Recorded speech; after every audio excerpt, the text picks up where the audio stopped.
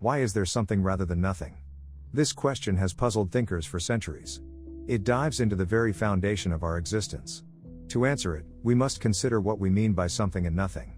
Something refers to the presence of things, matter, energy, space, time, and even consciousness. Nothing, on the other hand, is the complete absence of anything.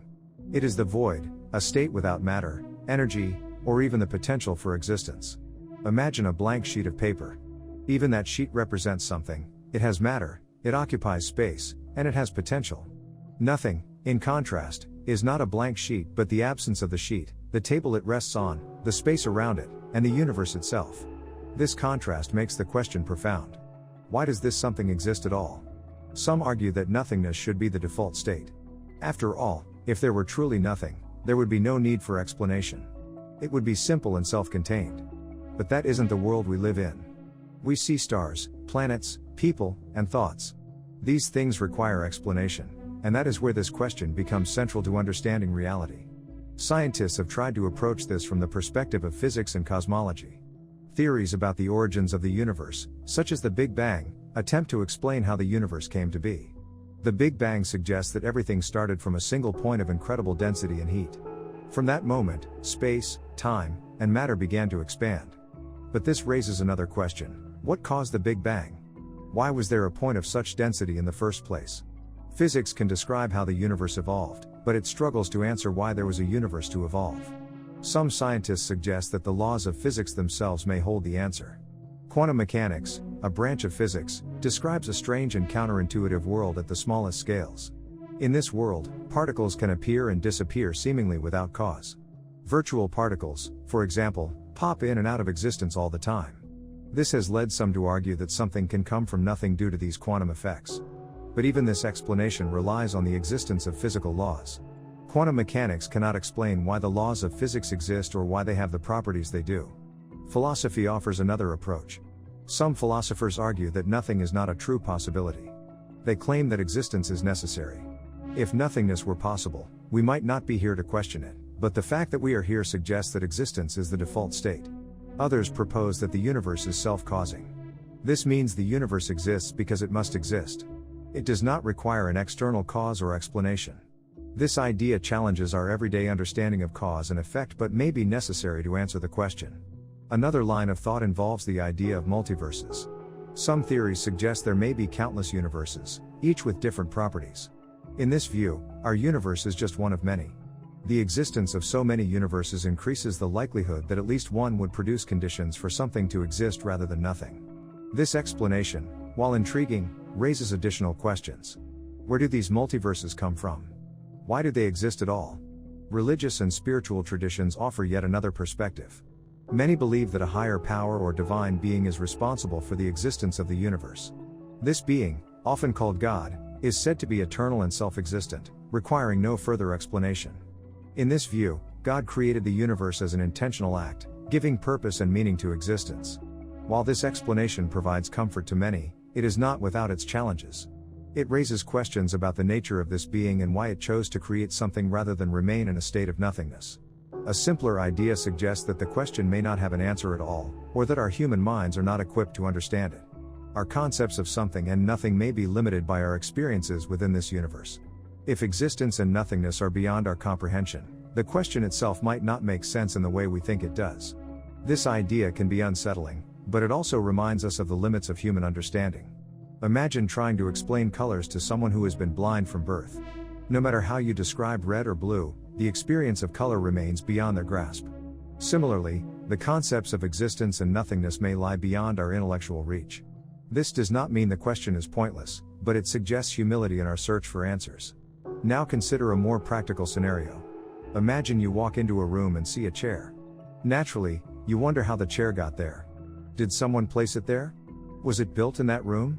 The existence of the chair calls for explanation because it seems contingent. It depends on something else for its existence. But what if you encountered something that did not require an explanation, something that simply existed without cause?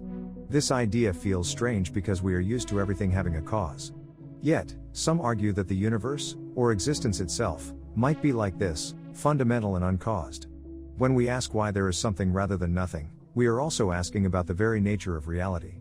Is reality grounded in something ultimate, or does it rest on an infinite chain of causes? If there is something ultimate, what is it? If there is an infinite chain, does that provide an answer or simply push the question further back? This question also touches on our sense of wonder. It reminds us that existence is extraordinary. Every moment, every breath, every thought is part of a vast and complex reality that could, conceivably, have been absent. Reflecting on this can inspire gratitude and curiosity. Why are we here to ponder these mysteries? What does it mean to exist in a universe that allows for such questions? In the end, the question "why is there something rather than nothing?" might not have a definitive answer. It might lead us to more questions rather than satisfying conclusions. But perhaps that is the point. The act of questioning pushes us to explore, to learn, and to appreciate the wonder of existence. Whether the answer lies in science, philosophy, religion, or a realm beyond our understanding, the question itself remains a profound reminder of the mystery at the heart of reality. The question, "what is the meaning of life?"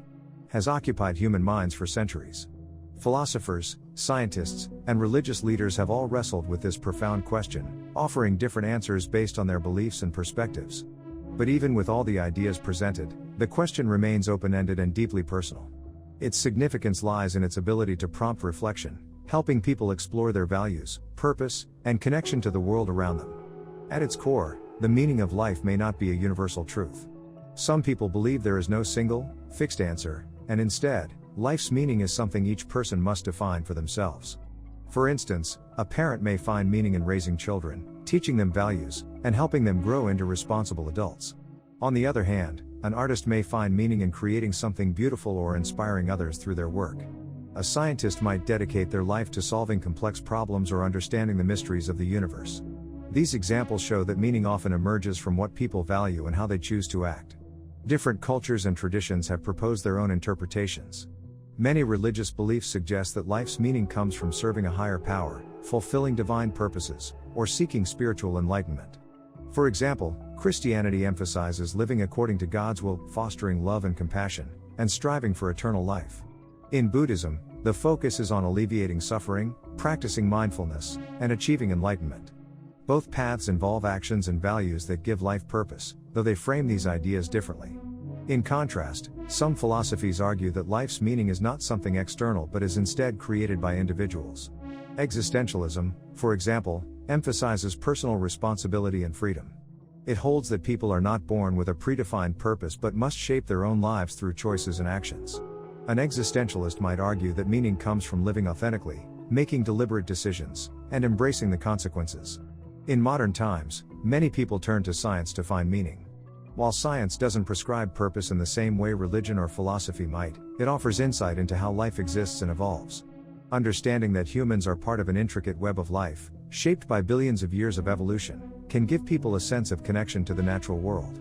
For some, the knowledge that they are made of the same elements as stars or that their actions can impact future generations can create a sense of awe and responsibility.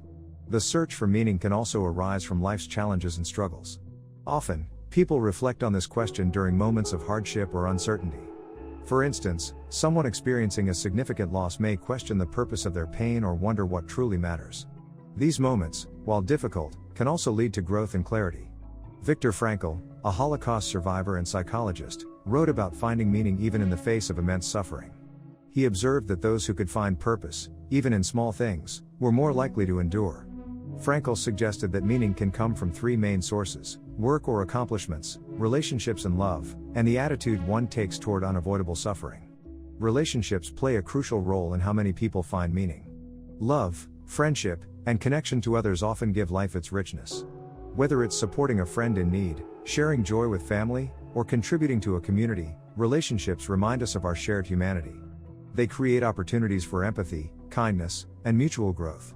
A simple act of kindness, like helping a stranger, can feel deeply fulfilling and remind us of the importance of human connection. Some people find meaning through passion or creativity. They feel alive when they pursue activities that bring them joy or challenge them to grow. A musician might find meaning in composing a song that resonates with others. A writer may find it in crafting stories that inspire reflection. Even hobbies or seemingly small interests can bring purpose to someone's day. For instance, a gardener might take pride in nurturing plants, finding beauty in nature's cycles and growth. Others find meaning in contributing to a cause larger than themselves. This could involve working to improve society, protecting the environment, or advocating for justice. The sense of making a positive impact, no matter how small, can provide motivation and fulfillment. People who dedicate themselves to helping others, whether as teachers, doctors, or volunteers, often feel their work gives their lives meaning because it improves the well-being of others. For some, the search for meaning leads to philosophical contemplation. They may wonder whether life's meaning is tied to happiness, fulfillment, or simply existing. This perspective sees life as an open-ended journey, where the act of questioning itself is meaningful. The curiosity and drive to explore what it means to live can bring purpose, even if definitive answers remain elusive.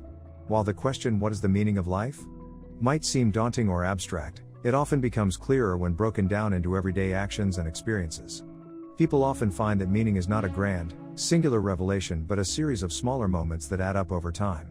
For example, helping a neighbor, learning something new, or simply appreciating the beauty of a sunset can remind us of life's inherent value. It's also worth noting that life's meaning can change over time. What feels significant at one stage of life may shift as circumstances and priorities evolve.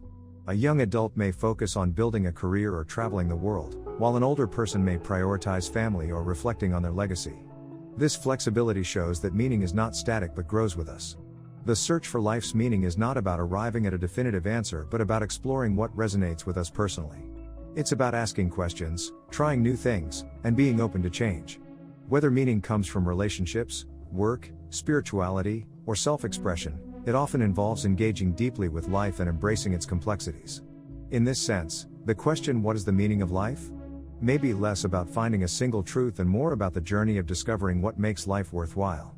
Reality is a concept that seems straightforward at first glance. We experience the world around us, interact with people and objects, and assume that what we see and feel is real. But when we dig deeper, we start to question the nature of reality itself. Is reality something that exists independently of us, or is it shaped by our perceptions and experiences? This question has intrigued philosophers, scientists, and thinkers for centuries, and it continues to be a topic of debate. To understand whether reality is objective or subjective, we need to define these terms. If reality is objective, it exists independently of anyone's thoughts, feelings, or perceptions.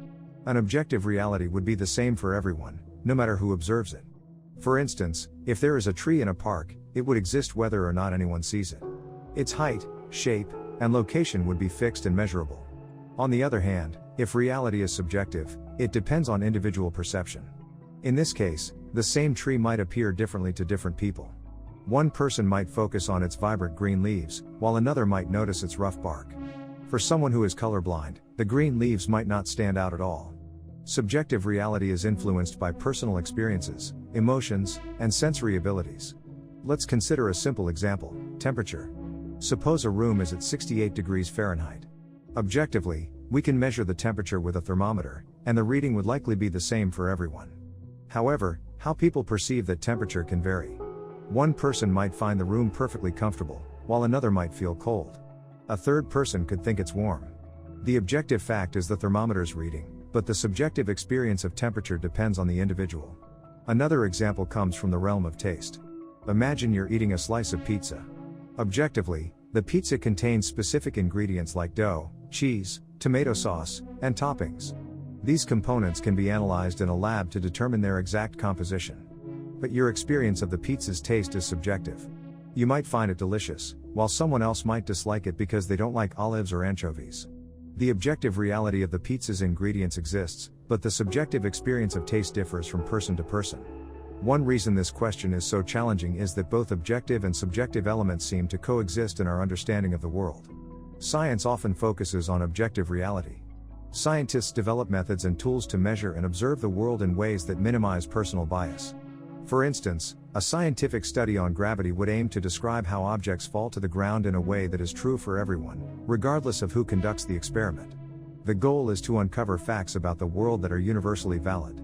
However, even in science, the process of observation can introduce subjective elements. What scientists choose to study, the methods they use, and how they interpret results can be influenced by personal perspectives or cultural contexts. Subjective reality, on the other hand, is deeply personal and varies widely among individuals. Our senses, emotions, and experiences shape how we perceive the world. Two people standing in the same place might describe their surroundings very differently. One might notice the vibrant colors of a sunset, while the other is focused on the chill in the air. Both experiences are valid, but they highlight how much our perceptions influence what we consider to be real. Even memory, which we often think of as a reliable record of the past, can be subjective. Two people who witness the same event might recall it differently, emphasizing different details or interpreting its significance in unique ways. Philosophers have explored this question for centuries. Plato, an ancient Greek philosopher, proposed the idea of a realm of perfect forms. In his view, the physical world we experience is only a shadow of a higher, unchanging reality. According to this perspective, the objects we see and touch are imperfect representations of ideal forms that exist beyond our sensory experiences. This suggests that there is an objective reality, but it is not the one we directly perceive. In contrast, the 18th century philosopher Immanuel Kant argued that we can never truly know the world as it is in itself. He believed that our minds play an active role in shaping our experiences. According to Kant, what we perceive as reality is a combination of external stimuli and the way our minds organize and interpret that information. This view suggests that reality is, at least in part, subjective because it is influenced by the observer. Modern science and psychology offer additional insights into this debate. Neuroscience has shown that our brains play a significant role in constructing our perception of reality. For example, our eyes detect light, but it is the brain that interprets this information to create the images we see. Optical illusions highlight how our perceptions can differ from objective reality. A simple drawing of two lines might appear to be different lengths, even though they are the same. This shows that what we perceive is not always an accurate reflection of the external world. Cultural differences also illustrate the interplay between objective and subjective realities. For instance, some languages have words for colors that others do not. Research has shown that people who speak different languages may perceive colors differently because of the words they use. This suggests that our understanding of reality can be shaped by cultural factors, adding another layer of subjectivity. Technology further complicates the question. Virtual reality, for example, creates environments that feel real but are entirely artificial. When someone wears a virtual reality headset, they can explore a world that doesn't physically exist. Their experience feels real in the moment, even though it is not part of the objective physical world. This raises questions about the nature of reality and whether our experiences in virtual spaces are any less valid than those in the physical world. Despite these complexities, most people navigate life with a blend of objective and subjective understandings. When crossing the street, we rely on the objective fact that cars are solid objects moving through space. At the same time, our subjective perception of a car's speed or distance influences our decision to step onto the road. This interplay of objective and subjective elements allows us to function in the world while still recognizing that our experiences are personal and unique. In the end, whether reality is objective or subjective may depend on how we define reality itself. If we think of reality as the physical world that exists independently of us, it seems objective. However, if we include our perceptions, thoughts, and emotions as part of reality, then subjectivity plays a significant role. Perhaps the most practical approach is to acknowledge that both perspectives are valid and necessary. Objective facts help us understand and interact with the world, while subjective experiences give our lives depth and meaning. This balance allows us to appreciate the complexity of reality without needing a definitive answer. By recognizing the interplay between objective and subjective elements, we can better understand ourselves, others, and the world we share. Reality is not just one thing, it is a rich tapestry woven from the threads of facts and perceptions, creating an experience that is both shared and deeply personal. The question of whether we can truly know what is real has puzzled thinkers, scientists, and everyday people for centuries. It seems simple at first. Reality is what we can see, touch, hear, and experience. But when we look deeper, the idea becomes more complicated. Our senses, which we rely on to understand the world, can sometimes deceive us. Think about a mirage in the desert. It looks like water, but it isn't. Or consider how a stick looks bent when placed in water, though it is straight. These examples remind us that what we perceive might not always match what is true. Philosophers like Descartes question the certainty of everything except their own thoughts. He famously said, "I think, therefore I am," suggesting that the act of thinking is proof of existence. This raises an interesting point. We can doubt almost everything, but not the fact that we are doubting. Our thoughts are, in a sense, undeniably real. But what about everything else, the external world, other people, or the events happening around us? How do we know they exist in the way we think they do? Let's think about dreams. When you dream, everything feels real while it's happening. You see people, hear sounds, and experience emotions. Yet, when you wake up, you realize it was all in your mind. This makes you wonder, could life itself be a kind of dream? Philosophers like Plato explored this idea with his allegory of the cave. In his story, prisoners live chained in a cave, only seeing shadows on the wall cast by objects behind them. For the prisoners, the shadows are their entire reality. They don't know there is more to the world than what they see. If one prisoner escapes and sees the outside world, he understands the truth. This allegory suggests that what we call reality could be just a shadow of something deeper and more complex. Science also adds layers to this puzzle.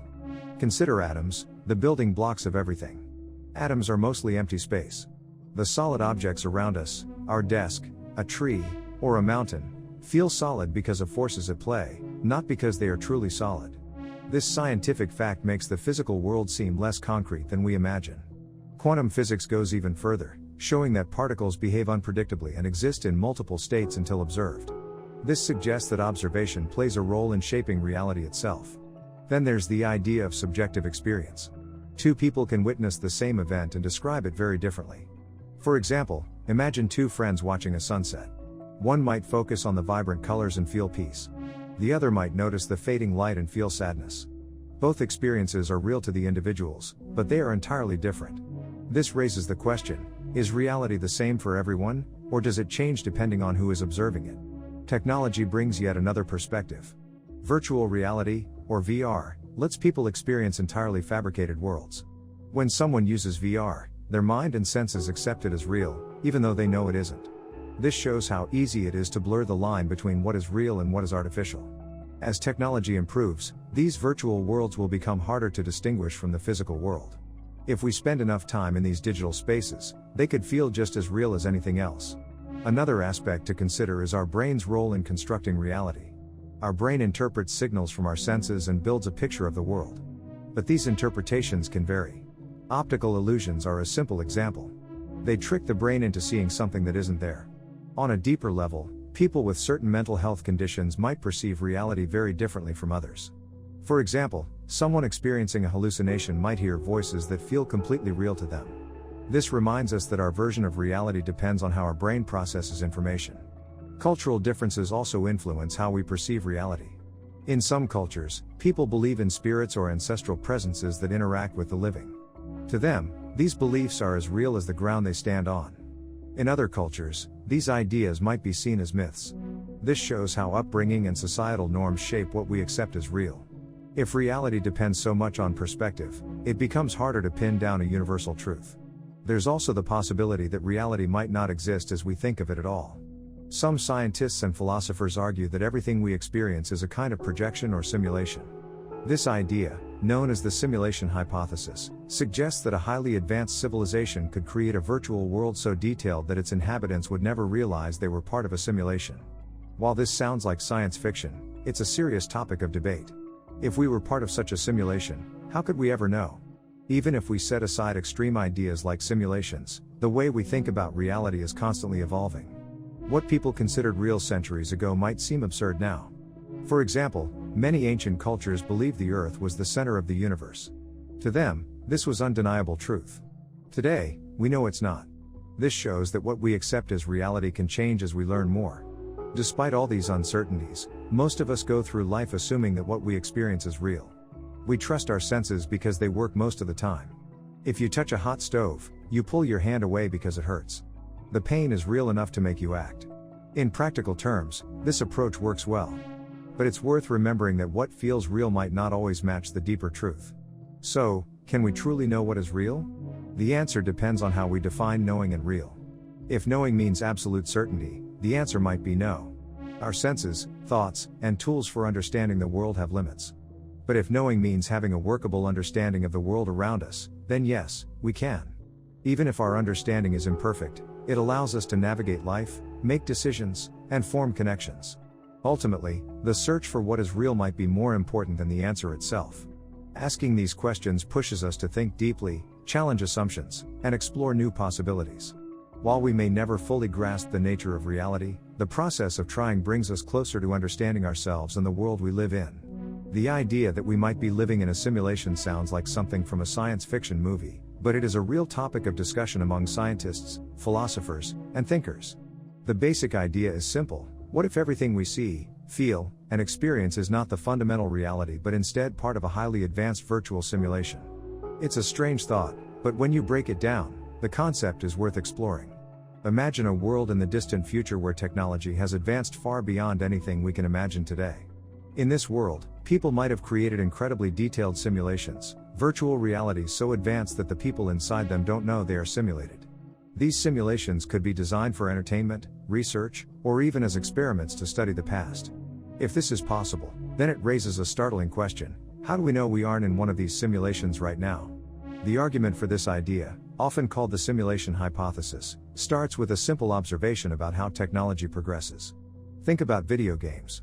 A few decades ago, games were simple. They had basic graphics and limited interactions. Today, games feature realistic environments, lifelike characters, and immersive experiences. Virtual reality is now common, and it continues to improve. If this trend continues, it seems likely that future technology will allow us to create simulations indistinguishable from reality. Philosopher Nick Bostrom took this idea and asked a provocative question: if future civilizations can create realistic simulations, what are the odds that we are one of the real people living outside a simulation, rather than characters inside one? If such simulations become common, then it's statistically more likely that we are part of one, simply because there could be countless simulations, but only one real world. This thought experiment forces us to consider the possibility that everything we know is part of a simulated reality. One way to think about this is to consider the limitations of our perception. Our senses give us information about the world, but they only show us a small slice of reality. For example, humans can't see ultraviolet light, even though it exists. We hear only certain frequencies of sound. Technology helps us extend these limits, but it still relies on interpreting signals. What if the signals we receive, like light and sound, are programmed inputs from a simulation? If this were true, we wouldn't necessarily notice because our entire experience would be shaped by the simulation's rules. There are other clues that make people wonder if we're in a simulation. In the world of physics, scientists have discovered that the universe operates with specific rules and constants. For example, the speed of light is fixed, and particles behave in certain predictable ways. These laws resemble the kind of programming you might see in a computer. If the universe were a simulation, these rules could be like the code running the program. It's also worth noting that our universe appears to have limits. Space and time aren't infinite, they have boundaries. This has led some to compare the universe to a video game, where the world is finite but feels endless to the characters within it. Quantum mechanics, a branch of physics, adds another layer to this discussion. At the smallest scales, particles behave in strange and unpredictable ways. They can exist in multiple states at once and only choose a state when observed. This has led some to wonder if observation plays a role in creating reality, much like how a computer game only renders parts of the world the player is looking at. While these ideas are speculative, they make people question the nature of reality and whether it could be artificially constructed. Skeptics argue that the simulation hypothesis is more science fiction than science. They point out that there is no direct evidence we are living in a simulation. Everything we observe could be explained without invoking simulations. The rules of physics might seem like programming, but they could also be fundamental aspects of a real, physical universe. Just because something is possible doesn't mean it's true. For now, the simulation hypothesis remains an idea rather than a proven fact. Even if we are in a simulation, it's hard to imagine how we could ever confirm it. If the simulation is advanced enough to fool us completely, then any evidence we find might also be part of the simulation. For example, if we discovered a flaw or glitch in the universe, it might suggest artificial design. But how would we know it's not simply a feature of how the universe works? The tools we use to investigate reality would still be part of the simulation, making it difficult to step outside and see the real world. Let's consider what it would mean if we found out we were in a simulation. Would it change anything about how we live? On a day-to-day basis, most people wouldn't think about it much. We would still need to work, eat, sleep, and build relationships. A simulated life can feel just as meaningful as a real one if we experience it fully. In fact, some philosophers argue that whether or not we're in a simulation doesn't matter. What matters is how we choose to live within the world we experience. There's also a practical angle to this discussion. If we are in a simulation, it might mean someone is watching us, perhaps for entertainment or research. This thought can be unsettling. It raises ethical questions about the creators of the simulation. Are they responsible for the suffering we experience? Do they intervene, or do they let the simulation play out on its own? If they are watching, should we behave differently, knowing our actions might be observed? Despite the uncertainties, the simulation hypothesis encourages us to think deeply about reality and our place in it. Even if we never find out whether we're in a simulation, asking the question helps us reflect on what it means to be human. It reminds us that the world is more complex and mysterious than it seems. Whether real or simulated, our experiences, emotions, and connections feel genuine. They shape our lives and give us meaning. In the end, the question of whether we are living in a simulation may remain unanswered. But the act of asking it opens our minds to new possibilities and challenges us to explore the nature of existence. Whether or not we ever find the truth, the search itself is a valuable journey. It teaches us to question assumptions, appreciate the unknown, and embrace the wonder of being alive in whatever form that takes. The question of whether we have free will or if everything is predetermined is one of the oldest debates in philosophy. It touches on our deepest beliefs about choice, responsibility, and what it means to be human. On the surface, it feels obvious that we make choices every day. You might decide what to eat for breakfast, what to wear, or which route to take to work. These decisions seem to come from your own thoughts and preferences. But when you dig deeper, the picture becomes more complex. To understand the debate, it helps to look at what free will and determinism mean. Free will is the idea that we have the power to make choices independently. Determinism, on the other hand, suggests that everything that happens is the result of prior causes. In a deterministic world, every action, thought, or event is part of a chain of events stretching back in time. If determinism is true, then your decision to eat cereal instead of toast this morning wasn't entirely yours. It was influenced by factors like your hunger, your habits, and even your genetics. Science provides evidence that makes the debate even more interesting. Neuroscience shows that our brains make decisions before we are consciously aware of them. Experiments using brain scans have revealed that certain brain regions activate seconds before a person feels they've made a decision. For example, when participants in a study were asked to press a button with either their left or right hand, scientists could predict their choice based on brain activity before the participants themselves knew which hand they would use. This raises a difficult question: if our brains are deciding before we are aware of it, are we truly in control? Another perspective comes from physics. Some interpretations of the laws of nature, especially in classical physics, suggest that the universe operates like a machine. If you know the starting conditions and the rules, you can predict everything that will happen. This view of the universe leaves no room for free will because every event is determined by what came before. However, quantum mechanics, a branch of physics that deals with the smallest particles, introduces uncertainty. At this tiny scale, outcomes are not always predictable. This unpredictability leads some people to argue that the universe isn't entirely deterministic. But even if quantum uncertainty exists, it doesn't automatically give us free will. Random events are not the same as deliberate choices. Philosophers have explored many ways to approach this problem. Some argue that free will and determinism can coexist. This view, called compatibilism, suggests that even if our actions are influenced by past events, we still have meaningful choices. For example, you might feel like you were destined to be a teacher because of your upbringing and talents, but you still choose how to teach, what methods to use, and how to grow in your profession. Compatibilists say that as long as you are acting according to your own desires and reasoning, you have free will, even if those desires have been shaped by outside factors. Other philosophers argue for libertarian free will. This idea says that our choices are not determined by anything outside ourselves. When you choose to do something, it is entirely up to you. This view often appeals to our sense of personal responsibility. If you succeed in a difficult task, it feels good to know you achieved it through your own effort. Similarly, if someone commits a harmful act, libertarian free will allows us to hold them accountable. But critics of this view ask, if nothing influences our decisions, what causes us to choose one thing over another? They worry that libertarian free will lacks a clear explanation of how choices happen. Some people lean toward hard determinism, which denies the existence of free will altogether. Hard determinists argue that everything is caused by something else. If you trace any decision back far enough, you'll find influences outside your control. For example, imagine someone choosing to pursue art instead of science. Their decision might seem free, but it could be traced back to early experiences, the encouragement of a teacher, or even genetic tendencies. Hard determinists believe that free will is an illusion. They say we feel free because we don't notice all the factors shaping us. Despite these debates, most people live as though they have free will. Imagine standing in front of two doors and being told to pick one. You feel like the choice is entirely yours. Even if someone argues that your decision is influenced by past experiences or subconscious preferences, it doesn't change the feeling of choosing. This lived experience is powerful, and it's one reason why the debate about free will continues.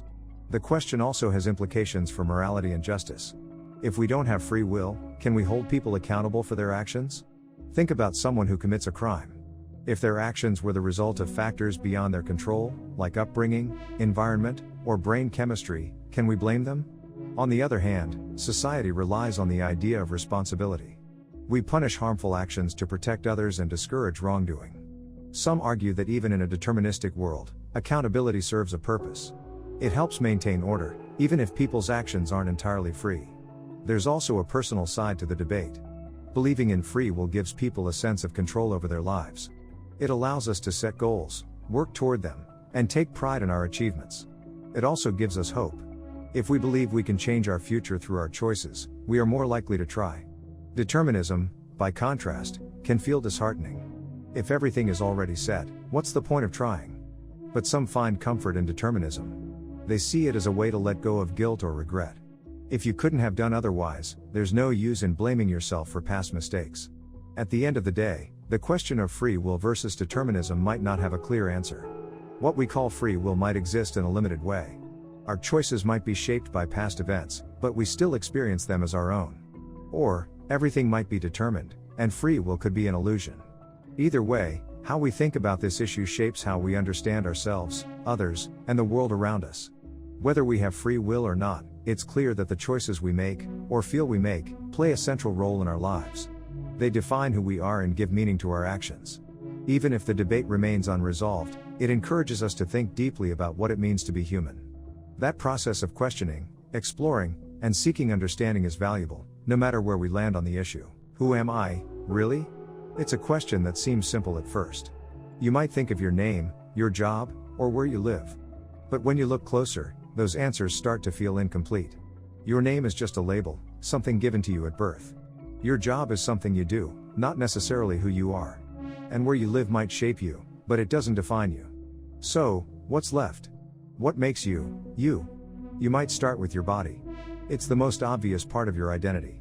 You look in the mirror and see a face staring back. But your body changes over time. As a child, you look different than you do now, and you'll look different in the future. If your body changes, does that mean you're no longer the same person? That feels wrong. We often sense that there's something more stable about who we are. Maybe it's your mind. After all, your thoughts, memories, and feelings seem central to your sense of self. But even these shift over time. Think about your favorite things from when you were a child. You might have loved a certain toy, a game, or a TV show. Now, you probably don't care much about those things. Your preferences and beliefs change as you grow. Does that mean your identity is always changing, too? Memories play a big role in how we define ourselves. You might think, I am my past. I am my experiences. It makes sense. Your memories shape your understanding of the world and influence your choices. But memory is tricky. People often misremember details or even create false memories without realizing it. If your memories are unreliable, can they be the foundation of who you are? To make this more complicated, imagine someone with amnesia. They lose their memories, sometimes completely. Do they stop being themselves? Most people would say no. Even without their memories, they still have a personality, preferences, and tendencies. This suggests that identity goes beyond memory. But then what is it? Maybe identity comes from the roles you play. You might think of yourself as a parent, a sibling, a friend, or a professional. These roles connect you to others and give you purpose. But roles depend on relationships. If a parent loses their child, they're no longer a parent in the same way. If someone retires, they stop being a professional. Losing a role doesn't mean losing your identity, though it can feel that way at times. This shows that roles help define us, but they don't explain everything. Some people look to their personality for answers. You might think, I am my traits. I'm kind, funny, or serious. Personality feels more permanent than roles or preferences. But even personality isn't set in stone. Life events, challenges, and personal growth can shift how you act or respond. A shy child might grow into a confident adult, or a carefree teenager might become a cautious adult. If your personality changes, are you still the same person? This brings us to a deeper question. Is there something constant underneath all these layers? Some philosophers and spiritual traditions suggest there is. They talk about the idea of a soul, a core essence that stays the same no matter what. If you believe in a soul, it might seem like an easy answer to the question, who am I? But not everyone agrees with this view.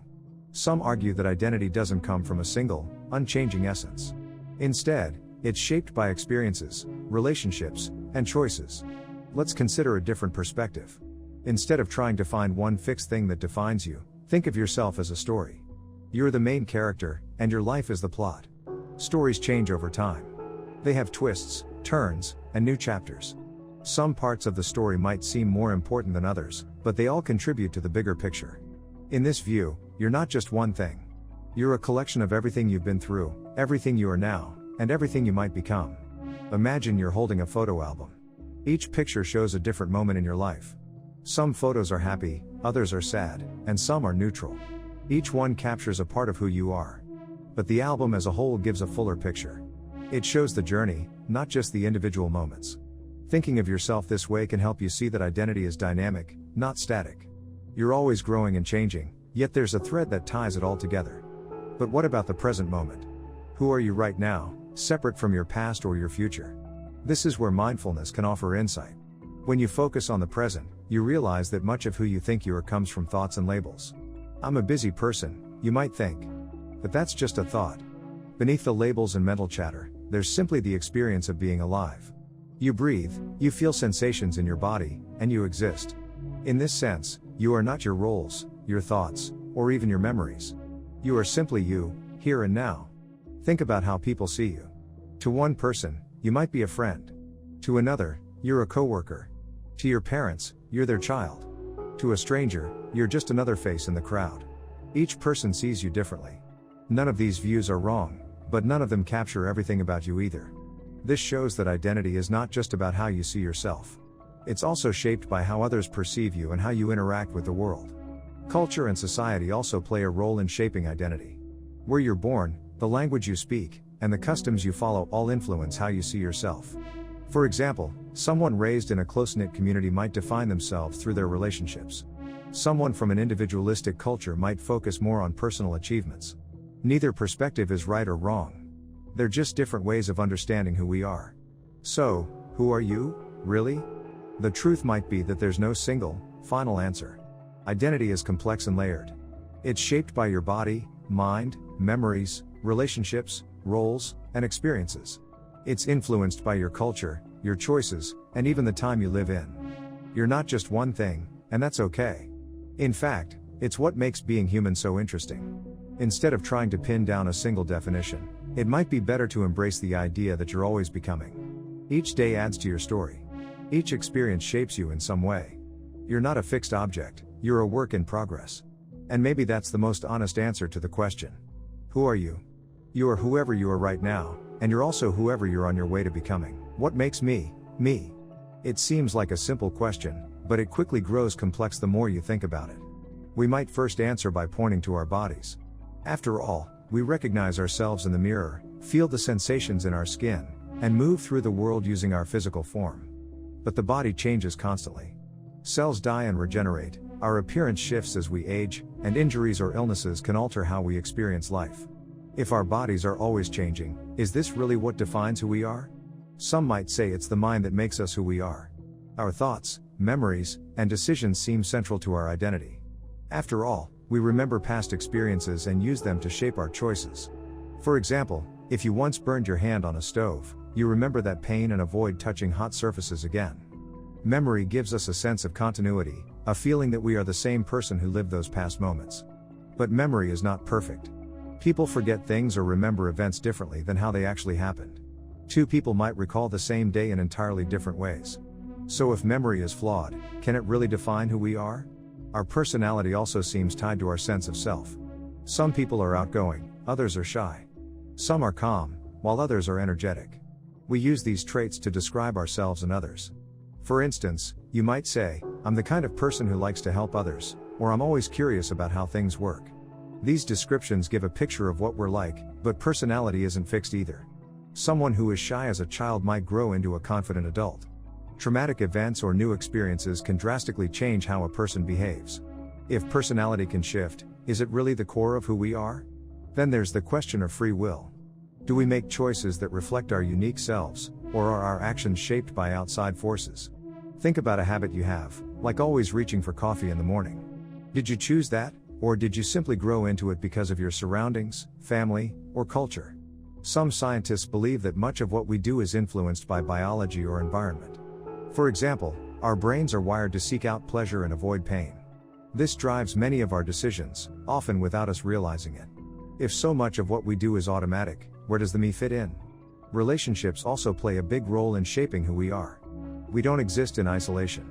The people we meet, the families we are born into, and the communities we join all leave marks on us.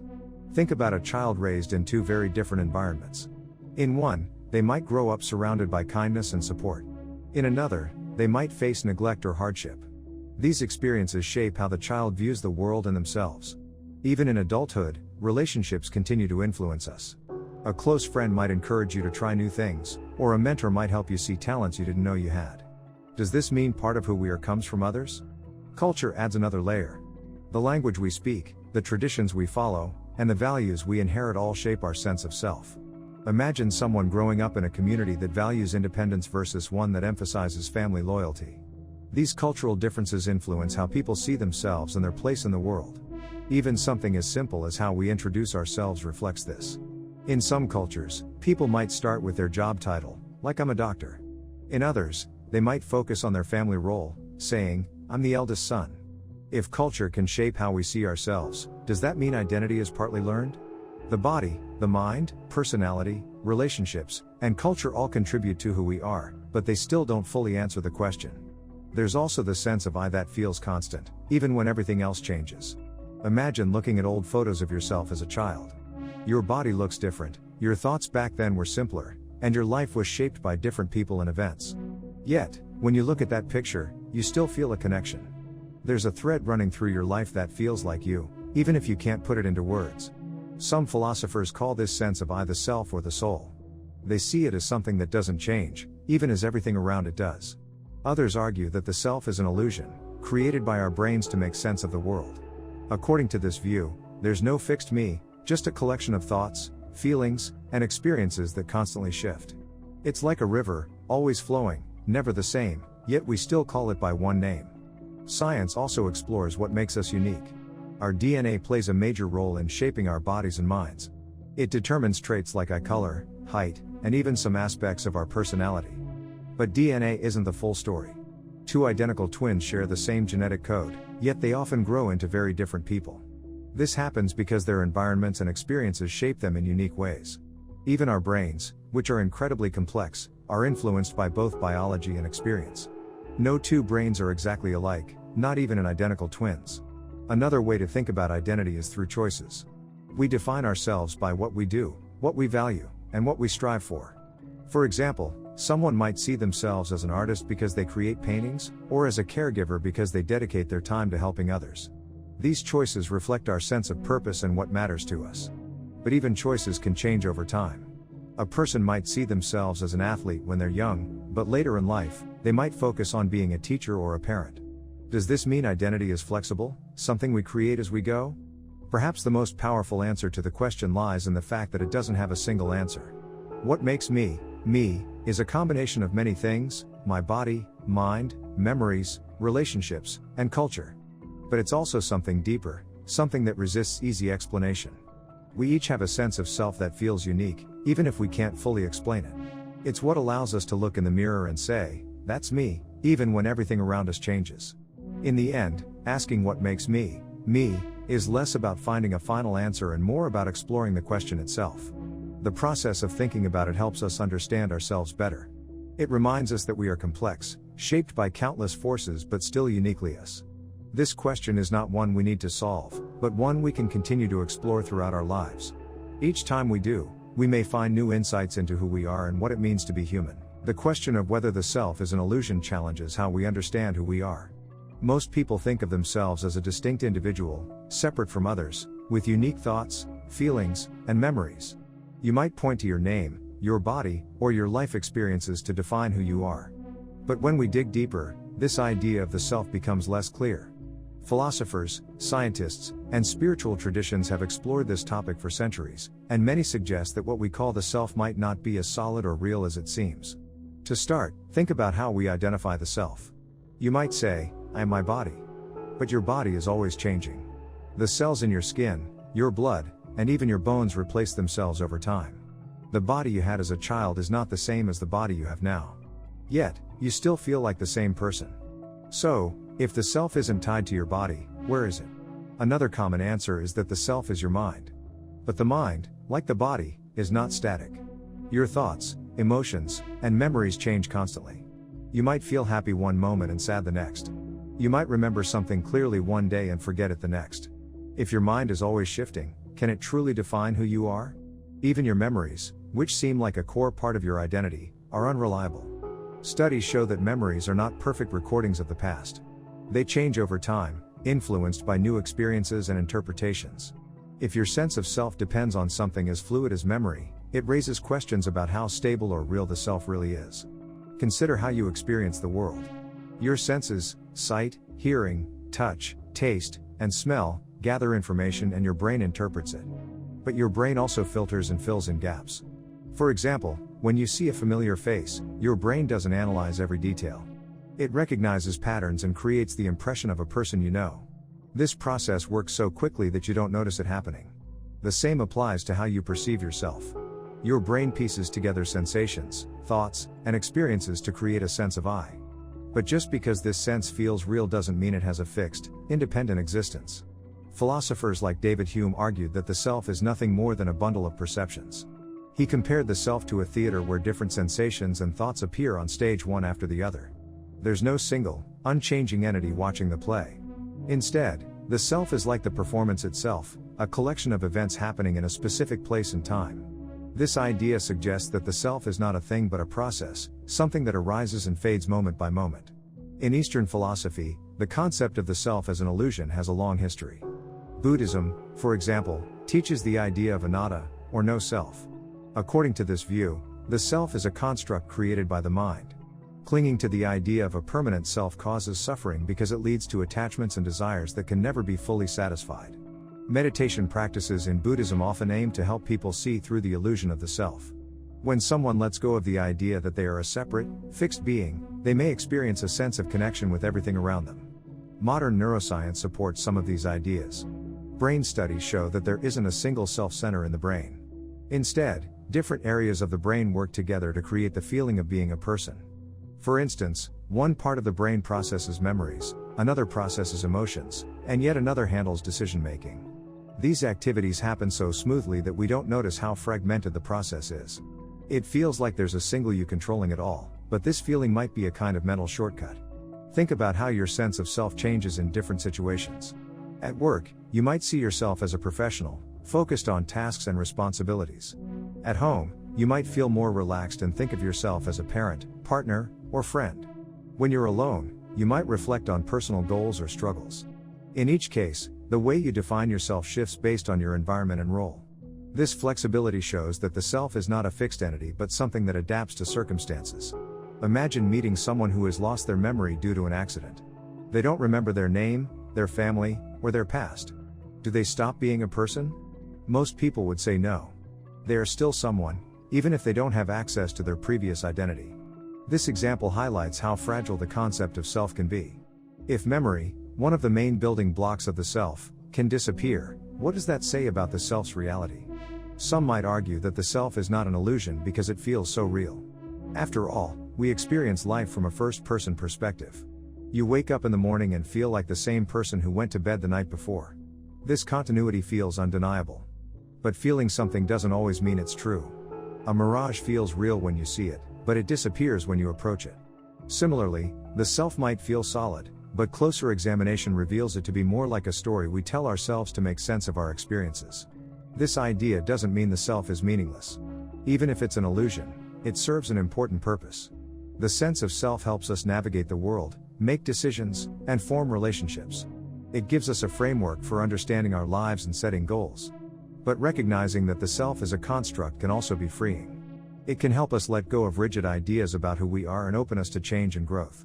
For instance, if you think of yourself as someone who is bad at public speaking, you might avoid opportunities to speak in front of others. But if you see the self as a fluid process rather than a fixed identity, you might realize that this fear is just one part of your experience, not a permanent trait. This perspective can help you challenge assumptions and try new things. The question of whether the self is an illusion doesn't have a simple answer. It depends on how you define the self and what you consider real. But exploring this question can deepen your understanding of yourself and your place in the world. It reminds us that we are not as fixed or separate as we might think.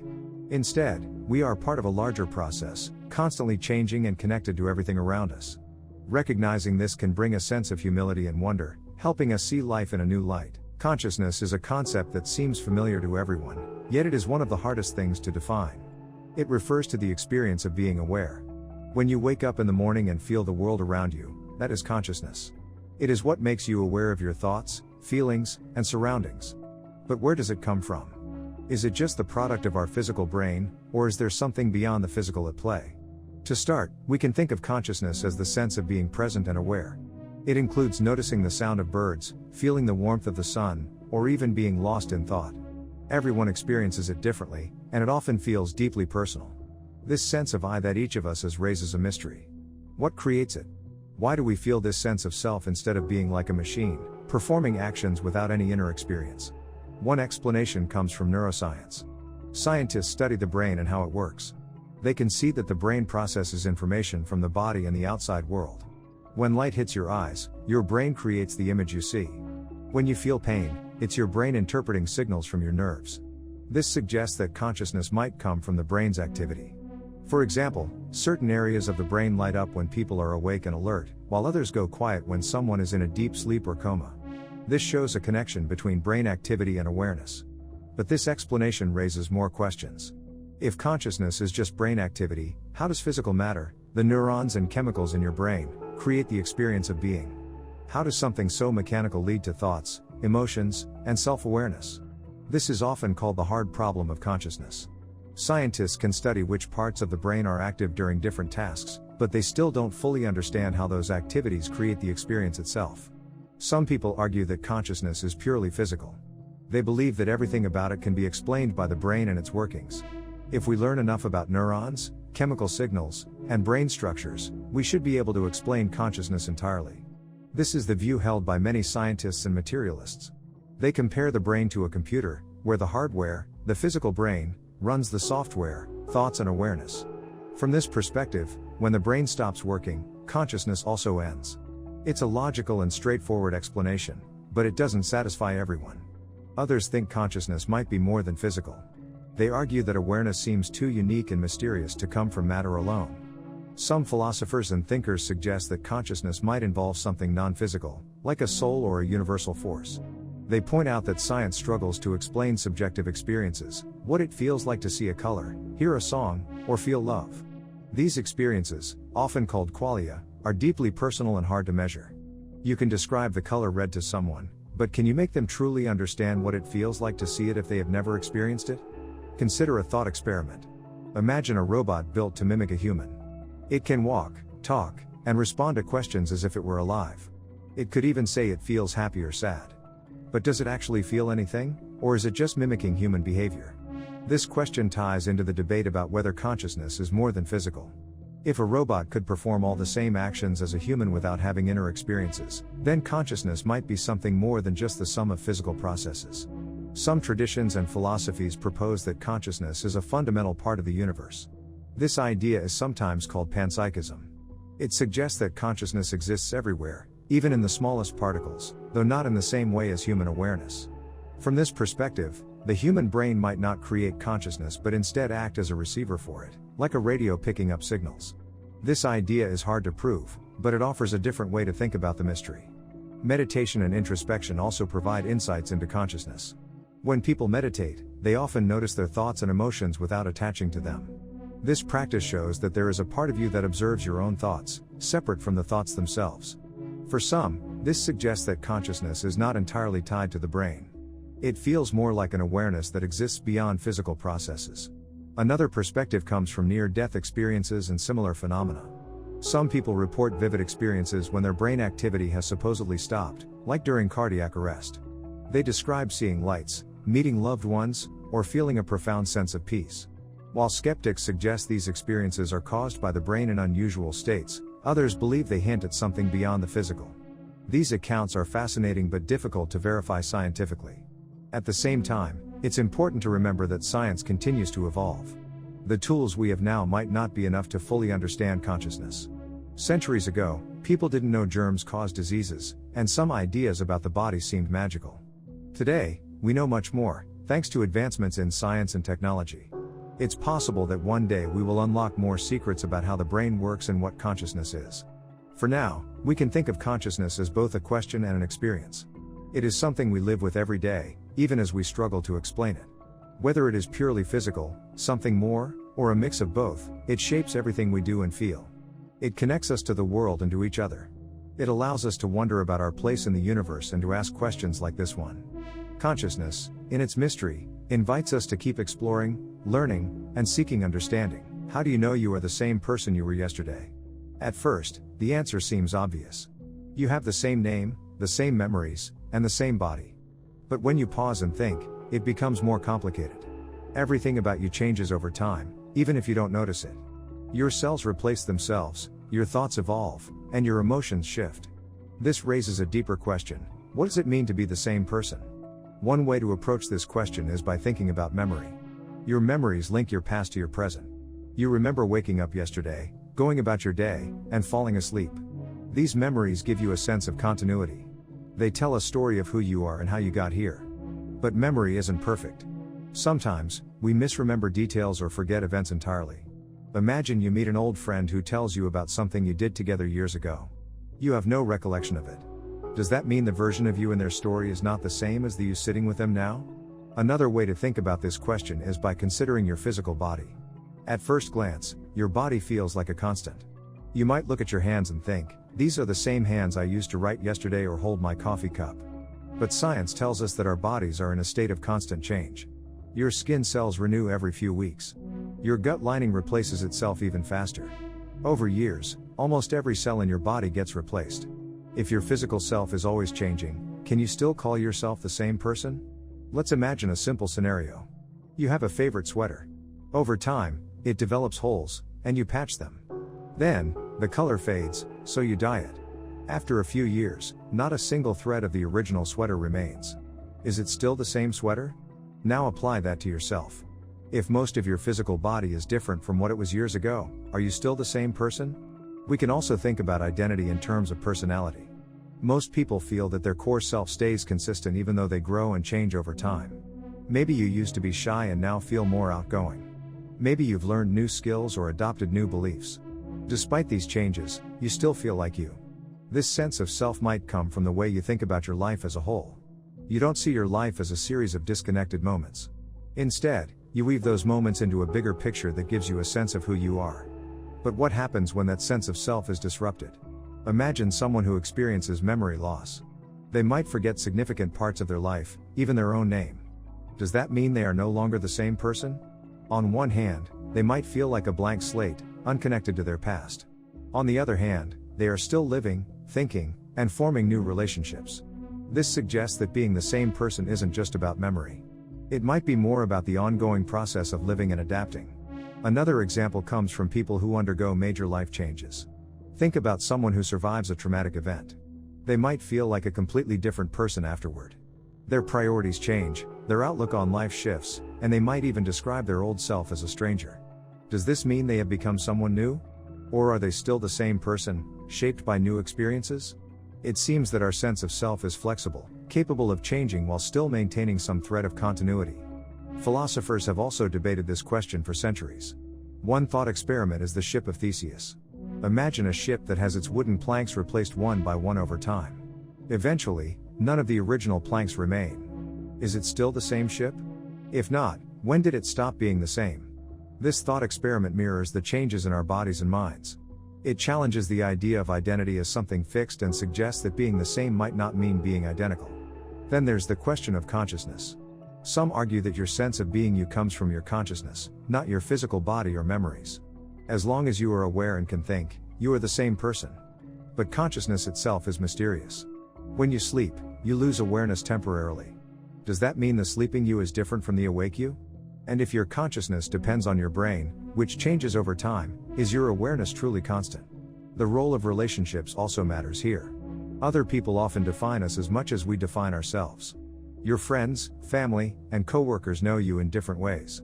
To them, you are the same person because of the way you act, the way you speak, or the role you play in their lives. These external perspectives reinforce your sense of being the same, even if you feel like you've changed on the inside. This brings us to another question: does it even matter if you are the same person? For most practical purposes, we assume we are. When you wake up and go to work, you don't question whether you are a completely new person. Continuity is useful. It helps you navigate the world, build relationships, and make sense of your experiences. Even if the idea of being the same is partly an illusion, it serves an important purpose. In the end, the answer to the question might depend on how you define same. If being the same means being identical in every way, then no, you are not the same person you were yesterday. Your body, your thoughts, and your experiences have all changed, even if only slightly.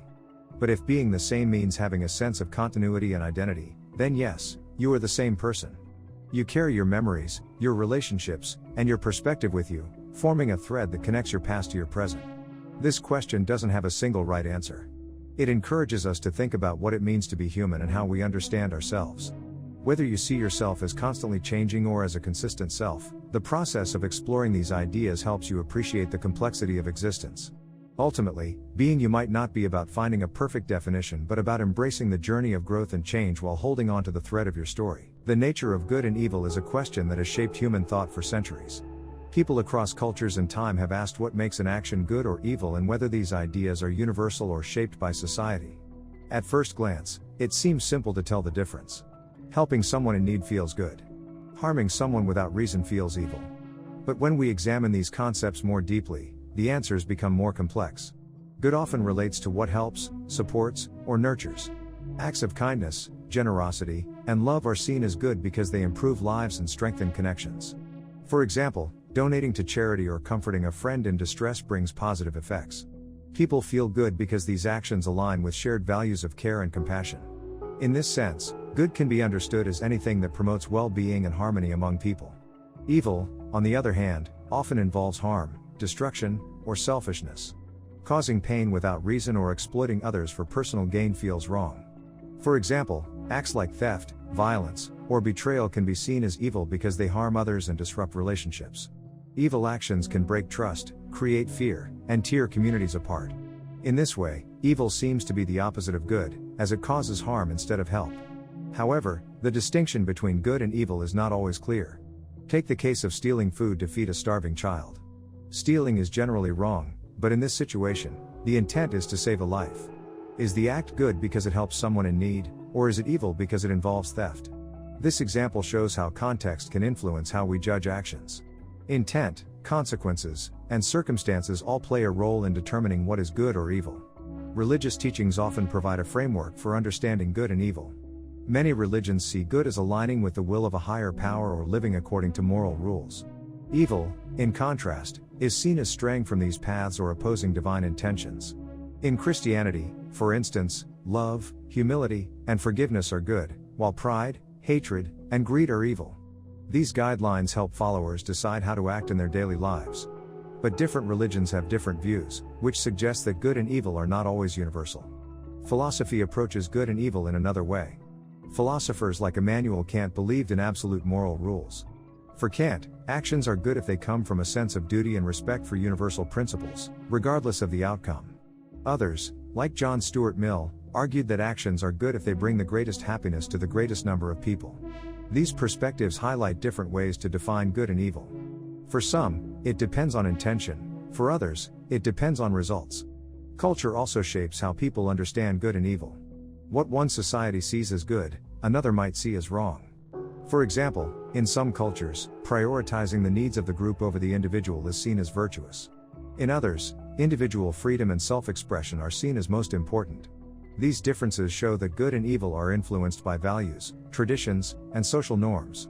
What feels good or bad can vary depending on where and how you were raised. Even within the same culture, people may disagree about what is good or evil. Take debates about controversial issues like abortion, euthanasia, or war. Some people see these actions as necessary or even good in certain circumstances, while others see them as morally wrong.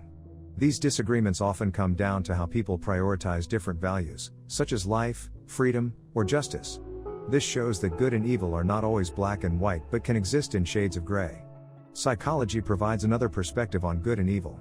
Research suggests that people have an innate sense of morality. Even young children show signs of empathy and fairness, which suggests that the ability to recognize good and evil is part of being human. At the same time, people are capable of cruelty, especially under certain conditions. History is full of examples of ordinary people committing terrible acts when pressured by authority or influenced by group behavior. This duality, our potential for both kindness and cruelty, raises questions about whether good and evil come from within or are shaped by our environment. The idea of good and evil can also be found in stories and myths. Many tales feature heroes who represent good and villains who represent evil. These characters help people explore moral questions and understand the consequences of their choices. But even in stories, the line between good and evil is not always clear. Some heroes face tough decisions that force them to act in ways that seem wrong to achieve a greater good. Similarly, some villains act out of pain or a misguided sense of justice. These complexities reflect the struggles people face in real life when trying to decide the right thing to do. Good and evil also raise questions about responsibility and blame. When someone does something harmful, we often ask whether they knew it was wrong. If they acted out of ignorance or were forced by circumstances, are they truly evil? For example, if someone steals medicine for a sick family member, their action might be wrong, but their motive could be understandable. On the other hand, if someone intentionally harms others for personal gain, their actions seem more clearly evil. Understanding the reasons behind actions helps us judge them more fairly. Despite the complexities, people generally strive for good in their lives. Most want to be kind, help others, and make the world a better place. Even when people act in harmful ways, they often justify their actions as necessary or right from their perspective. This shows how important it is to have open discussions about values and to try to understand others' points of view. By doing so, we can work toward shared ideas of good and minimize harm. In the end, good and evil are not fixed categories but ideas that depend on many factors. They are shaped by culture, context, and individual perspective. What seems good to one person might seem wrong to another, and what feels evil in one situation might feel justified in another. This complexity does not mean we should give up on defining good and evil. Instead, it challenges us to think more deeply, act more thoughtfully, and strive for understanding in a world where the answers are not always clear. The question of whether morals are universal or culturally relative has long been debated. On the surface, it seems like there are clear answers. Some believe that certain moral rules, like not killing or stealing, apply everywhere, no matter the time or place. Others argue that what is considered right or wrong depends entirely on the culture or context.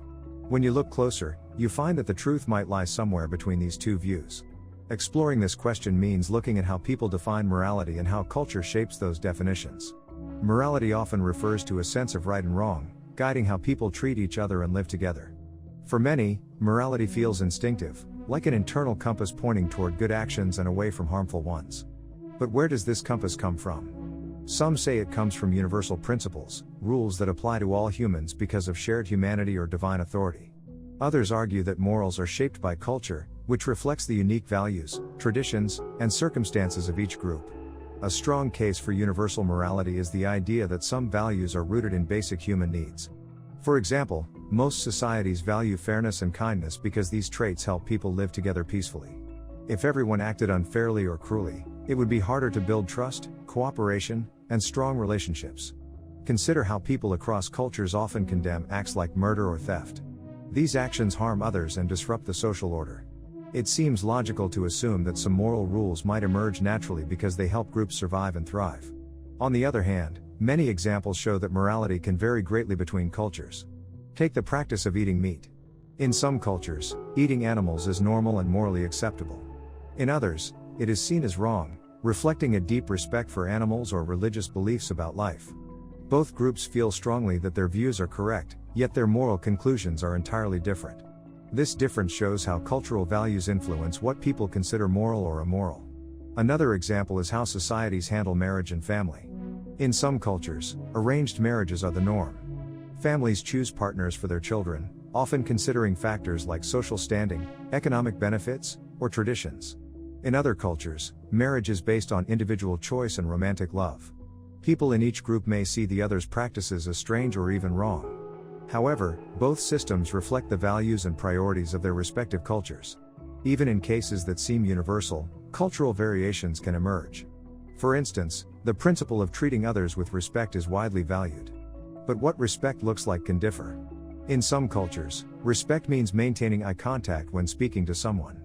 In others, avoiding direct eye contact is a sign of respect. The underlying moral value may be similar, but but the way it is expressed changes depending on the cultural context. History also shows how morality evolves over time, further complicating the idea of universality. Practices once considered normal can become seen as immoral, and vice versa. Slavery is a powerful example. In many ancient civilizations, slavery was widely accepted. People saw it as part of the natural order. Today, most of the world condemns slavery as a grave moral wrong. This shift reflects changes in values, often driven by cultural, social, and economic factors. It shows how morality can depend on the time and place in which people live. Religious beliefs play a major role in shaping morality and often provide strong arguments for universal rules. Many religions teach principles like compassion, honesty, and justice, presenting them as timeless truths. For example, the Golden Rule, treat others as you want to be treated, appears in Christianity, Islam, Buddhism, and other faiths. Its widespread presence suggests a shared human understanding of fairness and empathy. However, religions also have unique teachings that can lead to moral differences. Dietary laws, clothing rules, or rituals may seem essential in one faith but irrelevant or strange in another. Philosophy offers more ways to explore this question. Thinkers like Immanuel Kant argued that some moral rules are universal because they are based on reason. He believed that if something is truly moral, it should apply to everyone, regardless of their situation. For example, if lying is wrong, it should be wrong in all cases, not just when it's convenient. In contrast, moral relativists like Friedrich Nietzsche argued that morality is a human invention, shaped by power, culture, and individual will. From this perspective, morals are not fixed truths but tools people use to navigate their world. Cultural relativism highlights the importance of understanding morality within its context. Imagine visiting a remote village where it is customary for elders to eat first during meals, while younger members wait. To an outsider, this might seem unfair. But in that culture, elders are deeply respected for their wisdom and contributions. What looks like inequality might actually reflect a strong moral commitment to honoring those who have served the community. This approach emphasizes empathy and avoids quick judgments. It reminds us that different cultures face different challenges, leading to different moral solutions. However, cultural relativism has its limits. Some practices, like genocide or child abuse, are so harmful that most people agree they cannot be justified, no matter the cultural context. These cases raise difficult questions. Are there boundaries to cultural relativism? Should universal human rights override local traditions? In practice, many people navigate morality by blending universal principles with cultural understanding. They recognize shared values, like kindness or fairness, while also respecting cultural differences. For example, international organizations working in diverse communities often aim to balance universal human rights with respect for local traditions. This approach is not always easy, but it reflects an effort to find common ground. The question of whether morals are universal or culturally relative might not have a clear answer. Both perspectives offer valuable insights. Universal morality highlights the shared humanity that connects us all, while cultural relativism reminds us to appreciate the richness and diversity of human experience. Perhaps the most important takeaway is that morality is not fixed or absolute. It is a living, dynamic part of human life, shaped by our needs, beliefs, and interactions with others. By asking whether morals are universal or culturally relative, we are not just debating abstract ideas. We are exploring how to live together in a complex, interconnected world. Understanding different perspectives can help us build bridges, reduce conflicts, and find ways to work toward common goals. In the end, the question might not be whether morals are universal or relative, but how we can use both ideas to create a better, more compassionate world. The question of why we should act morally might seem straightforward, but it touches on deep ideas about how we live, relate to others, and understand the world. Acting morally means following principles of right and wrong that guide our behavior. These principles can vary depending on culture, religion, or personal beliefs, but the question remains universal. Why choose to act in a way that is good or right, especially when it might be inconvenient or difficult? To start, acting morally helps build trust and cooperation. Imagine a small community where people regularly steal from each other.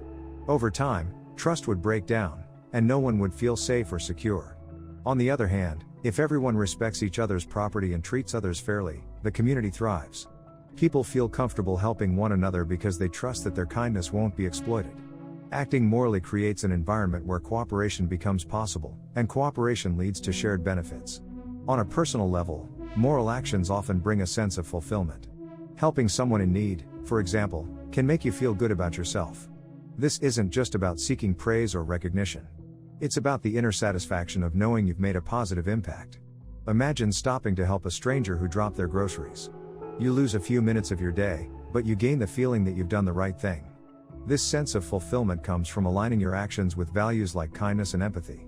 Another reason to act morally is to avoid harming others. When we act in ways that hurt people, we create pain and suffering. This harm can ripple outward, affecting not just the individual but their family, friends, and even their broader community. For instance, lying to a friend might seem small at first, but when the truth comes out, it can destroy the trust between you. That loss of trust doesn't just impact the friendship, it can affect how your friend trusts others in the future. By acting morally, we reduce the chances of causing this kind of harm. Acting morally also helps us live in harmony with others. In any group, whether it's a family, a workplace, or society as a whole, people need to agree on certain rules to coexist peacefully.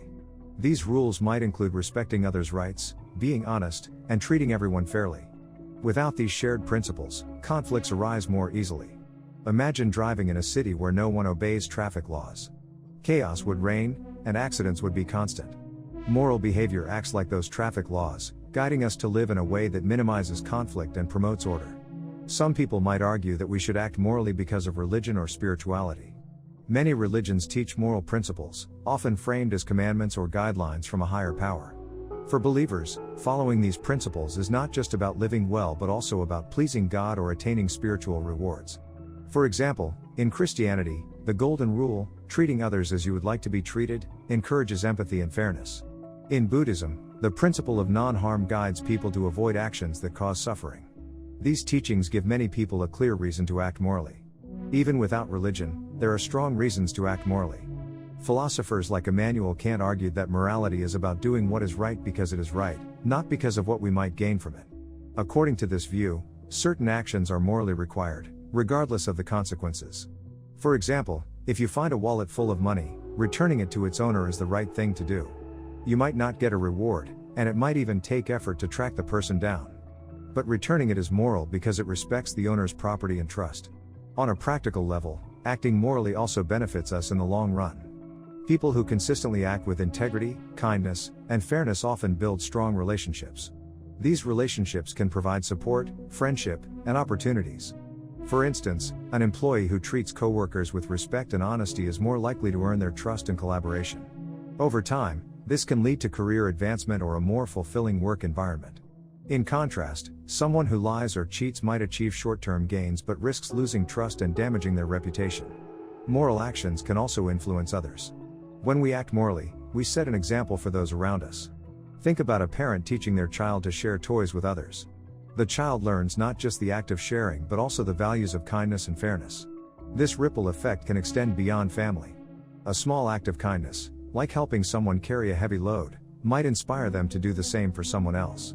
In this way, moral actions create a chain of positive behavior. However, acting morally isn't always easy. Sometimes, doing the right thing comes with personal cost. For example, standing up for someone being treated unfairly might put you in an uncomfortable or even risky situation. But these moments often define our character. They show others, and ourselves, what we truly stand for. While the cost might be immediate, the long-term benefit of knowing you acted according to your principles can outweigh it. One challenge in acting morally is deciding what is right in complex situations. Different people might have different views on what morality requires. For example, is it moral to tell a white lie to avoid hurting someone's feelings? Some would argue that honesty is always the best policy, while others believe kindness takes precedence in such cases. These dilemmas highlight the need to think carefully about our actions and their consequences. Acting morally often requires balancing competing values and considering the impact on others. In some cases, people question whether morality matters at all. If someone can get away with lying, cheating, or exploiting others, why should they act differently?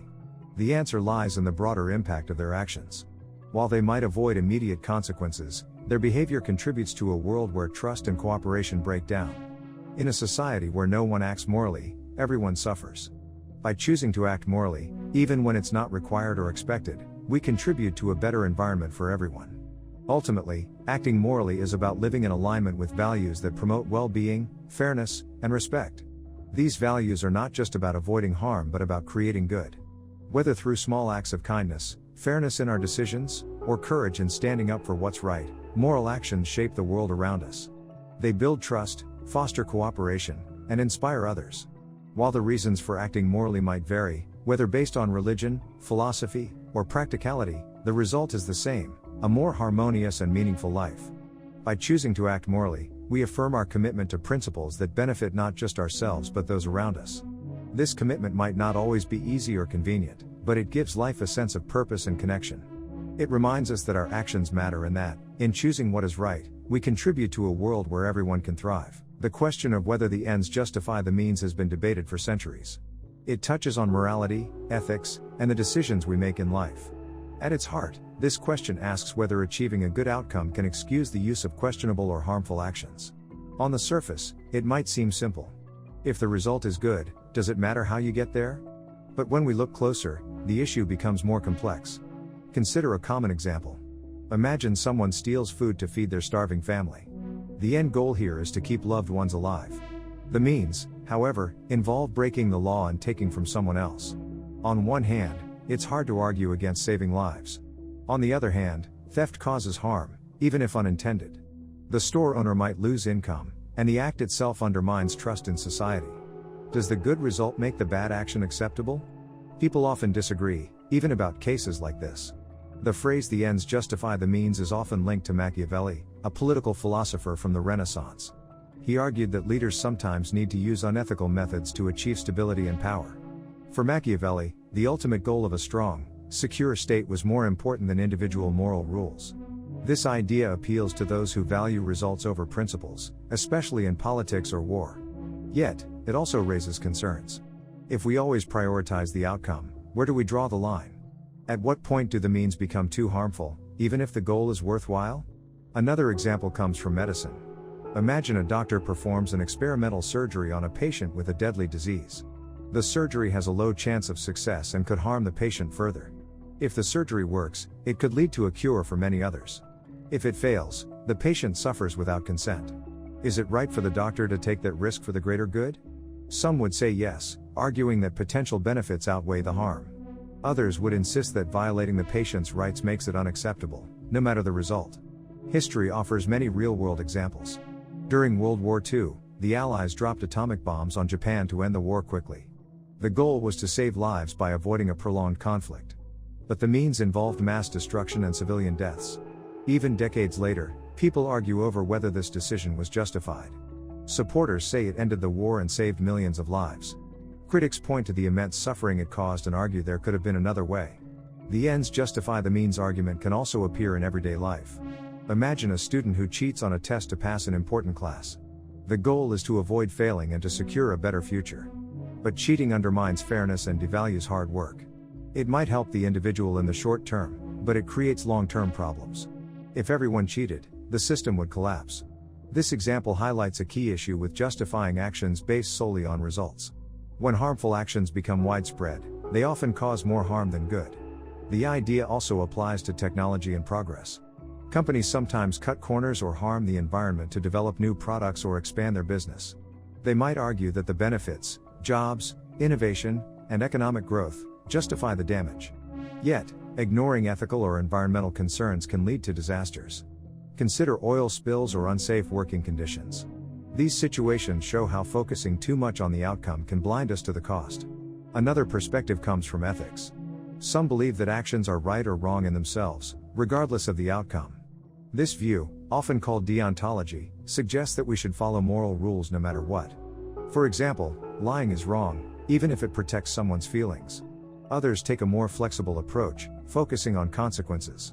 This view, known as utilitarianism, argues that we should aim for the greatest good for the greatest number of people. These two views often clash, especially when the stakes are high. A famous ethical dilemma is the trolley problem. Imagine a runaway trolley heading toward 5 people on the tracks. You can pull a lever to divert it, but this will kill one person on another track. Should you act? Many would say yes, as saving 5 lives outweighs sacrificing one. But now imagine a different version. You're standing on a bridge next to a large man. Pushing him onto the tracks would stop the trolley and save the 5, but he would die. Is it acceptable to push him? People often struggle with this version because it feels more personal. The means, directly harming someone, seem harder to justify, even if the end result is the same. This highlights another issue: the emotional and psychological impact of our actions. Even if the ends justify the means logically, carrying out harmful actions can leave lasting scars. Soldiers, for instance, might justify killing in war as necessary to protect their country. Yet many struggle with guilt and trauma afterward. The human cost of actions is not always easy to measure, but it matters deeply. It's also important to consider alternatives. Sometimes, people justify harmful actions by claiming there was no other choice. But this isn't always true. Often, we have options that achieve good results without causing harm. For example, instead of stealing food, someone might seek help from a charity or community program. Instead of cheating, a student might ask for extra help or take time to study harder. These solutions require more effort but avoid the negative consequences of harmful actions. The idea that the ends justify the means can also create a slippery slope. Once we accept that harmful actions are okay in some cases, it becomes easier to excuse them in others. Over time, this can erode trust and lead to greater harm. For instance, if leaders justify lying to achieve political goals, it becomes harder for citizens to trust them. This can weaken democracy and create long-term instability. Ultimately, whether the ends justify the means depends on the situation and the values we prioritize. Some believe that achieving the greater good is worth almost any cost. Others insist that how we act is just as important as the result. Both views have merit, and striking a balance between them is one of the biggest challenges in life. In the end, our choices shape not only the world we live in but also the kind of people we become. Balancing outcomes and principles requires careful thought, empathy, and a commitment to doing what's right, even when the answer isn't clear. How we treat non-human animals and nature reflects the kind of world we want to live in. The question is not just about practical concerns like managing resources or avoiding harm but also about respect, fairness, and our role in the larger web of life. Animals and the natural world are not separate from us. They form the foundation of life itself, providing the air we breathe, the food we eat, and the balance that sustains every ecosystem. Understanding this connection is key to deciding how we should act. Animals have the ability to feel pain, experience emotions, and form relationships. This is something we see not only in pets like dogs or cats but also in animals like pigs, cows, or even birds. A dog might wag its tail and come to you when it feels happy, while a pig might grunt and play in ways that show it enjoys itself. If animals can suffer and experience joy, it seems wrong to ignore their feelings. When we treat them as mere tools for food or entertainment, we disregard their ability to live meaningful lives. Think about factory farming. Animals like chickens, cows, and pigs are often raised in cramped spaces where they can barely move. They are fed, fattened, and slaughtered to meet the demand for meat, eggs, and dairy. These conditions cause pain and stress to the animals. It might make food production more efficient, but at what cost? The suffering of these animals raises moral questions. If we wouldn't treat a dog or cat that way, why do we accept it for other animals? This inconsistency challenges us to think about fairness. Some people argue that using animals is part of human survival. Historically, hunting and farming helped societies grow and thrive. But modern life is different. We now have alternatives like plant-based diets and lab-grown meat that reduce the need to harm animals. These options allow us to make choices that align with our values while still meeting our needs. While not everyone will choose these alternatives, their existence shows that harming animals is no longer the only way to live well. Beyond individual actions, industries also play a role. For example, the fashion industry often relies on animal products like leather and fur. This raises questions about necessity and luxury. Do we need fur coats or leather bags when synthetic alternatives exist? The same applies to testing cosmetics on animals. Many companies now use methods that don't involve animals, proving that innovation can reduce harm. Supporting these changes can help create a world where animals are treated with more care and respect. Nature, like animals, is often taken for granted. Forests, rivers, oceans, and mountains shape the planet's health and stability. Trees produce oxygen, oceans regulate the climate, and soil supports agriculture. Yet, we continue to cut down forests, pollute rivers, and overfish the oceans. This not only harms the environment but also disrupts the balance of ecosystems. When a forest is destroyed, countless species lose their homes. When oceans are overfished, entire food chains are thrown off balance. These actions have consequences that ripple through the natural world and eventually affect us too. Consider a scenario where a river is polluted by a nearby factory. Fish and other aquatic life start to die. Birds that feed on the fish begin to decline. The people living near the river lose a source of clean water and food. Over time, the community suffers. This shows how harming nature harms us. When we take care of nature, we also take care of ourselves. Climate change is another example. Burning fossil fuels, cutting down forests, and industrial farming all contribute to rising temperatures. This leads to extreme weather, droughts, and melting ice caps. Polar bears lose their habitats, crops fail, and human communities face floods and heat waves. The connection between nature and human life is clear. Treating nature poorly puts our own future at risk. But it's not just about survival. Nature has intrinsic value. A forest, for example, is more than a collection of trees. It is a home for countless animals, a source of beauty, and a place of peace. People often find inspiration and solace in nature, whether by hiking a trail, sitting by a lake, or simply looking at the stars. Protecting nature is about preserving something deeply meaningful, not just useful. One way to treat nature better is to reduce waste. Recycling, composting, and using less plastic can all help. For instance, bringing reusable bags to the store might seem small, but it prevents plastic bags from ending up in rivers or oceans. Another way is to support conservation efforts. National parks, wildlife reserves, and reforestation projects protect habitats and allow ecosystems to recover. These efforts show respect for nature's ability to heal when given the chance. Education also plays a role. Teaching children about animals and nature helps them understand the importance of care and respect. A child who learns about endangered species might grow up wanting to protect them. A student who visits a park or sanctuary might develop a lifelong appreciation for nature. These experiences shape attitudes and actions. Of course, there are challenges. People need to eat, work, and live, and these activities often impact animals and nature. Finding a balance is not always easy. But balance doesn't mean perfection. It means making thoughtful choices. For example, buying food from farms that treat animals humanely supports better practices. Choosing to bike instead of drive when possible reduces pollution. Small actions add up. Another challenge is how we value animals and nature in comparison to human needs. Some people believe that human life should always come first. Others argue that animals and nature have equal rights. The truth likely lies somewhere in between. While human needs are important, they don't justify unnecessary harm. Respecting other forms of life doesn't mean neglecting our own. It means finding ways to coexist. In the end, how we treat animals and nature reflects who we are. When we act with care, we show that we value life, even when it's different from our own. When we protect a forest, we preserve a home for countless creatures. When we treat an animal with kindness, we recognize its capacity to feel and live.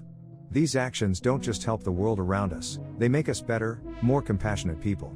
The way forward requires effort, but it is not impossible. It starts with small, thoughtful steps and grows into larger, systemic changes. Whether through personal choices, community action, or global movements, we can create a world that respects all forms of life. By doing so, we honor the connections that bind us to the earth and each other. What can we know for certain?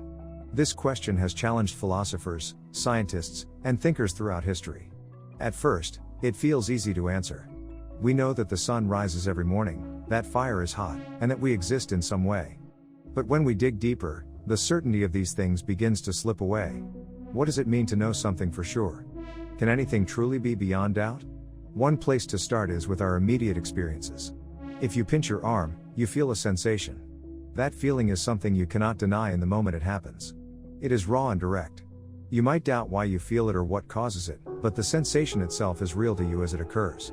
This idea ties into the thoughts of the philosopher René Descartes, who famously said, "I think, therefore I am." His point was that the very act of thinking proves the existence of a thinker. Even if everything else in the world is an illusion, the fact that you are doubting or questioning means you exist in some form. It's one thing we can know for certain. But can we trust our senses beyond that immediate experience? That's where things become tricky. Our senses often give us a useful picture of the world, but they are not perfect. Imagine walking down a street on a hot day and seeing a shimmering puddle in the distance.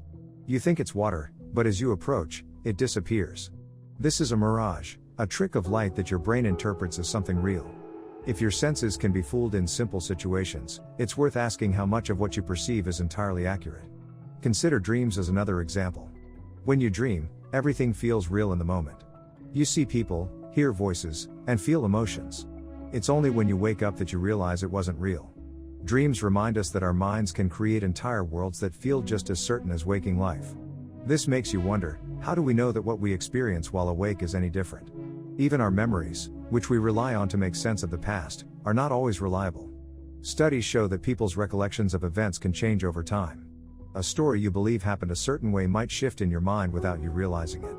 This doesn't mean your memories are worthless, but it does show that what we think we know isn't always as solid as we assume. Science gives us another lens to examine certainty. Scientific knowledge is built on observation, experimentation, and evidence. We can say with confidence that water boils at 100 degrees Celsius under standard conditions, or that gravity pulls objects toward the Earth. These are reliable truths within their specific contexts. But science also teaches us that knowledge is provisional. New discoveries often replace old ideas. For centuries, people believed that the Earth was the center of the universe. This was considered certain, until new evidence showed it wasn't. Science progresses by questioning and revising what we think we know, which means even the most solid scientific facts are open to change. This brings us to the idea of absolute certainty versus practical certainty. Absolute certainty means something is true in every possible way, with no room for doubt. Practical certainty, on the other hand, means something works well enough for us to rely on it in everyday life. For example, you can be practically certain that the chair you sit on will support your weight. You might not be absolutely certain, because there's always a small chance it could break, but you trust it enough to sit without hesitation. Practical certainty is what allows us to function day to day, even if absolute certainty remains out of reach. Language adds another layer to the question. When we describe what we know, we rely on words to communicate. But words themselves can be slippery. A word's meaning depends on context, culture, and personal interpretation. For example, the word love might mean something different to you than it does to someone else. If our understanding of the world depends on language, and language is not always precise, then our knowledge is shaped by the limits of communication. Despite these challenges, there are things we can feel confident in knowing. For example, basic mathematical truths seem unshakable. 2 + 2 = 4, no matter where you are or who you ask. These truths don't depend on sensory experience or cultural interpretation. They exist as pure logic, which makes them uniquely reliable. Even here, though, some philosophers argue that mathematics is a human invention rather than an absolute truth. If that's the case, then its certainty comes from how we define it, not from something inherent in the universe. Another area where we find certainty is in shared experiences. If two people watch the same sunset, they might describe it differently, but they both witness the event. This shared reality gives us a sense of connection and mutual understanding. Of course, there's always room for doubt. What if one person's perception of the colors is slightly different because of how their eyes process light? Even shared experiences have their limitations, but they still provide a foundation for what we agree is real. Some thinkers suggest that the pursuit of certainty is less important than the process of questioning itself. By asking what we can know for certain, we learn to think critically and examine our assumptions. This approach doesn't give us absolute answers, but it helps us navigate the complexities of life with a clearer perspective. Instead of seeking final truths, we can focus on building a deeper understanding of the world and our place in it. In the end, what we can know for certain might be limited, but that doesn't make the search for knowledge any less valuable. Certainty, in its purest form, might remain elusive, but practical certainty and shared understanding are enough to guide us through life. Even if we can't answer every question with absolute confidence, the act of asking keeps us curious, thoughtful, and open to new ideas. That, in itself, is something we can hold on to with confidence. We rely on our senses to interact with the world. Sight, hearing, touch, taste, and smell help us navigate our environment, make decisions, and form memories. Without them, it would be nearly impossible to function. But can we trust our senses to give us the truth? At first, the answer might seem obvious. We trust what we see, hear, and feel every day. Yet, when we look closer, it becomes clear that our senses are not always reliable. They can mislead us in ways that challenge our understanding of reality. Consider a simple example: optical illusions. When you look at an image where two lines appear to be different lengths, they might seem distinct at first glance. Yet, when you measure them, they turn out to be the same length. Your eyes have deceived you. Another example is the way a stick looks bent when placed in water.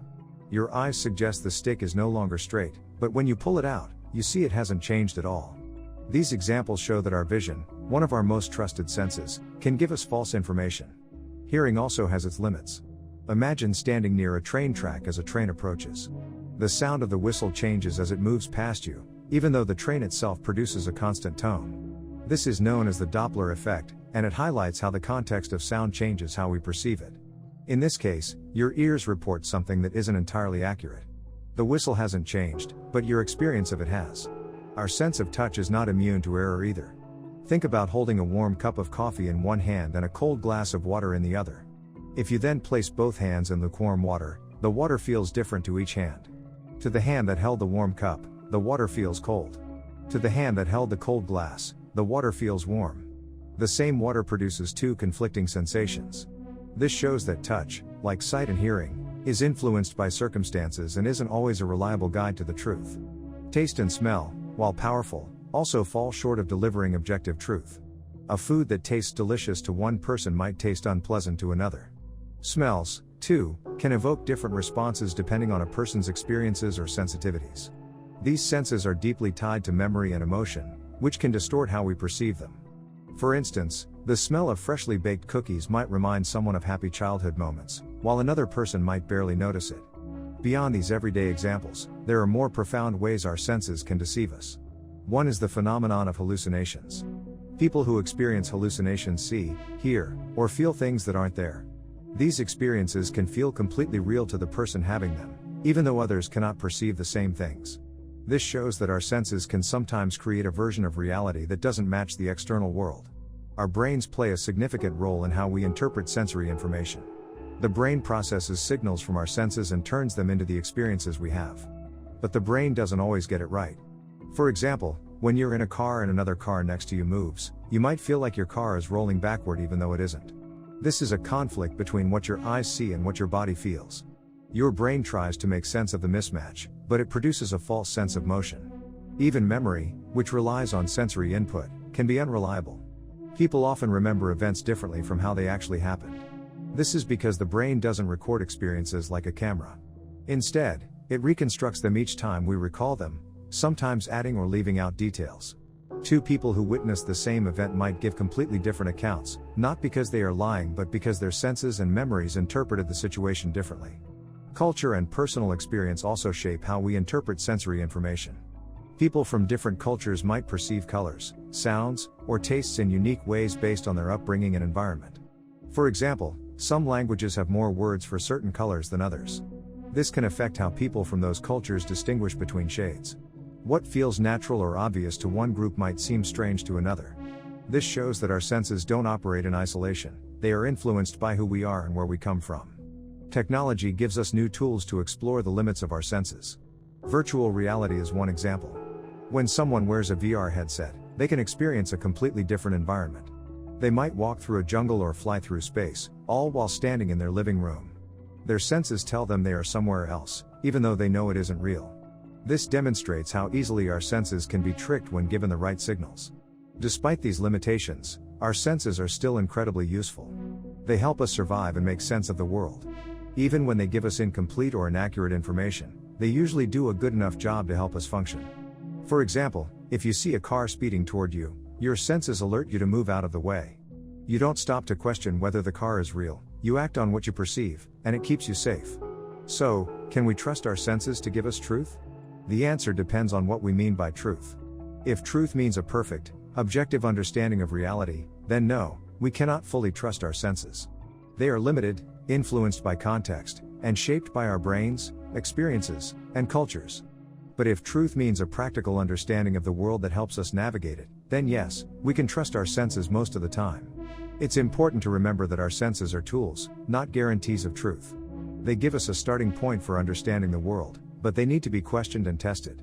Science helps us do this by providing methods to verify and expand on what we perceive. Instruments like microscopes, telescopes, and audio amplifiers let us explore aspects of reality that our senses can't detect on their own. These tools remind us of the limits of human perception and the vastness of what lies beyond it. While our senses may not always give us the full truth, they are a gateway to exploration and discovery. By understanding their strengths and weaknesses, we can use them more effectively. Instead of seeing their imperfections as failures, we can view them as opportunities to learn more about the world and our place in it. In the end, the question is not just whether we can trust our senses but how we can use them to seek a deeper understanding of truth. There is a natural curiosity in humans to understand the world. We ask questions, search for answers, and try to make sense of everything around us. This drive has led to amazing discoveries, from unraveling the mysteries of the universe to understanding the smallest particles. But this pursuit raises an important question: are there limits to human understanding? The idea that some things might always remain beyond our grasp can feel frustrating, yet it is worth exploring why these limits might exist and what they mean for us. Our senses play a big role in how we understand the world. We rely on sight, hearing, touch, taste, and smell to gather information. However, our senses have limits. We cannot see ultraviolet light without special tools, even though it exists. Dogs can hear sounds far beyond our hearing range, and other animals sense vibrations or heat in ways we cannot. These differences remind us that our perception of the world is not the full picture. What we think we know might only be a small slice of reality. Language is another tool we use to understand and describe the world. It allows us to share ideas, pass down knowledge, and communicate complex thoughts. But language itself has limits. Some experiences or concepts are hard to put into words. For example, try explaining the feeling of a specific emotion, like joy or sadness, to someone who has never felt it. No matter how many words you use, it may not fully capture the experience. This shows that our ability to describe the world is sometimes constrained by the tools we have to express it. Science has given us powerful ways to expand our understanding. We use microscopes to see things that are too small for our eyes and telescopes to observe galaxies millions of light years away. These tools have revealed astonishing details about the universe. Yet even science has its limits. For example, physicists study particles that behave unpredictably at the quantum level. No matter how much we observe these particles, their behavior does not follow the rules we expect. This unpredictability suggests that there might be fundamental aspects of reality that are not fully understandable. The human brain, remarkable as it is, also comes with its own boundaries.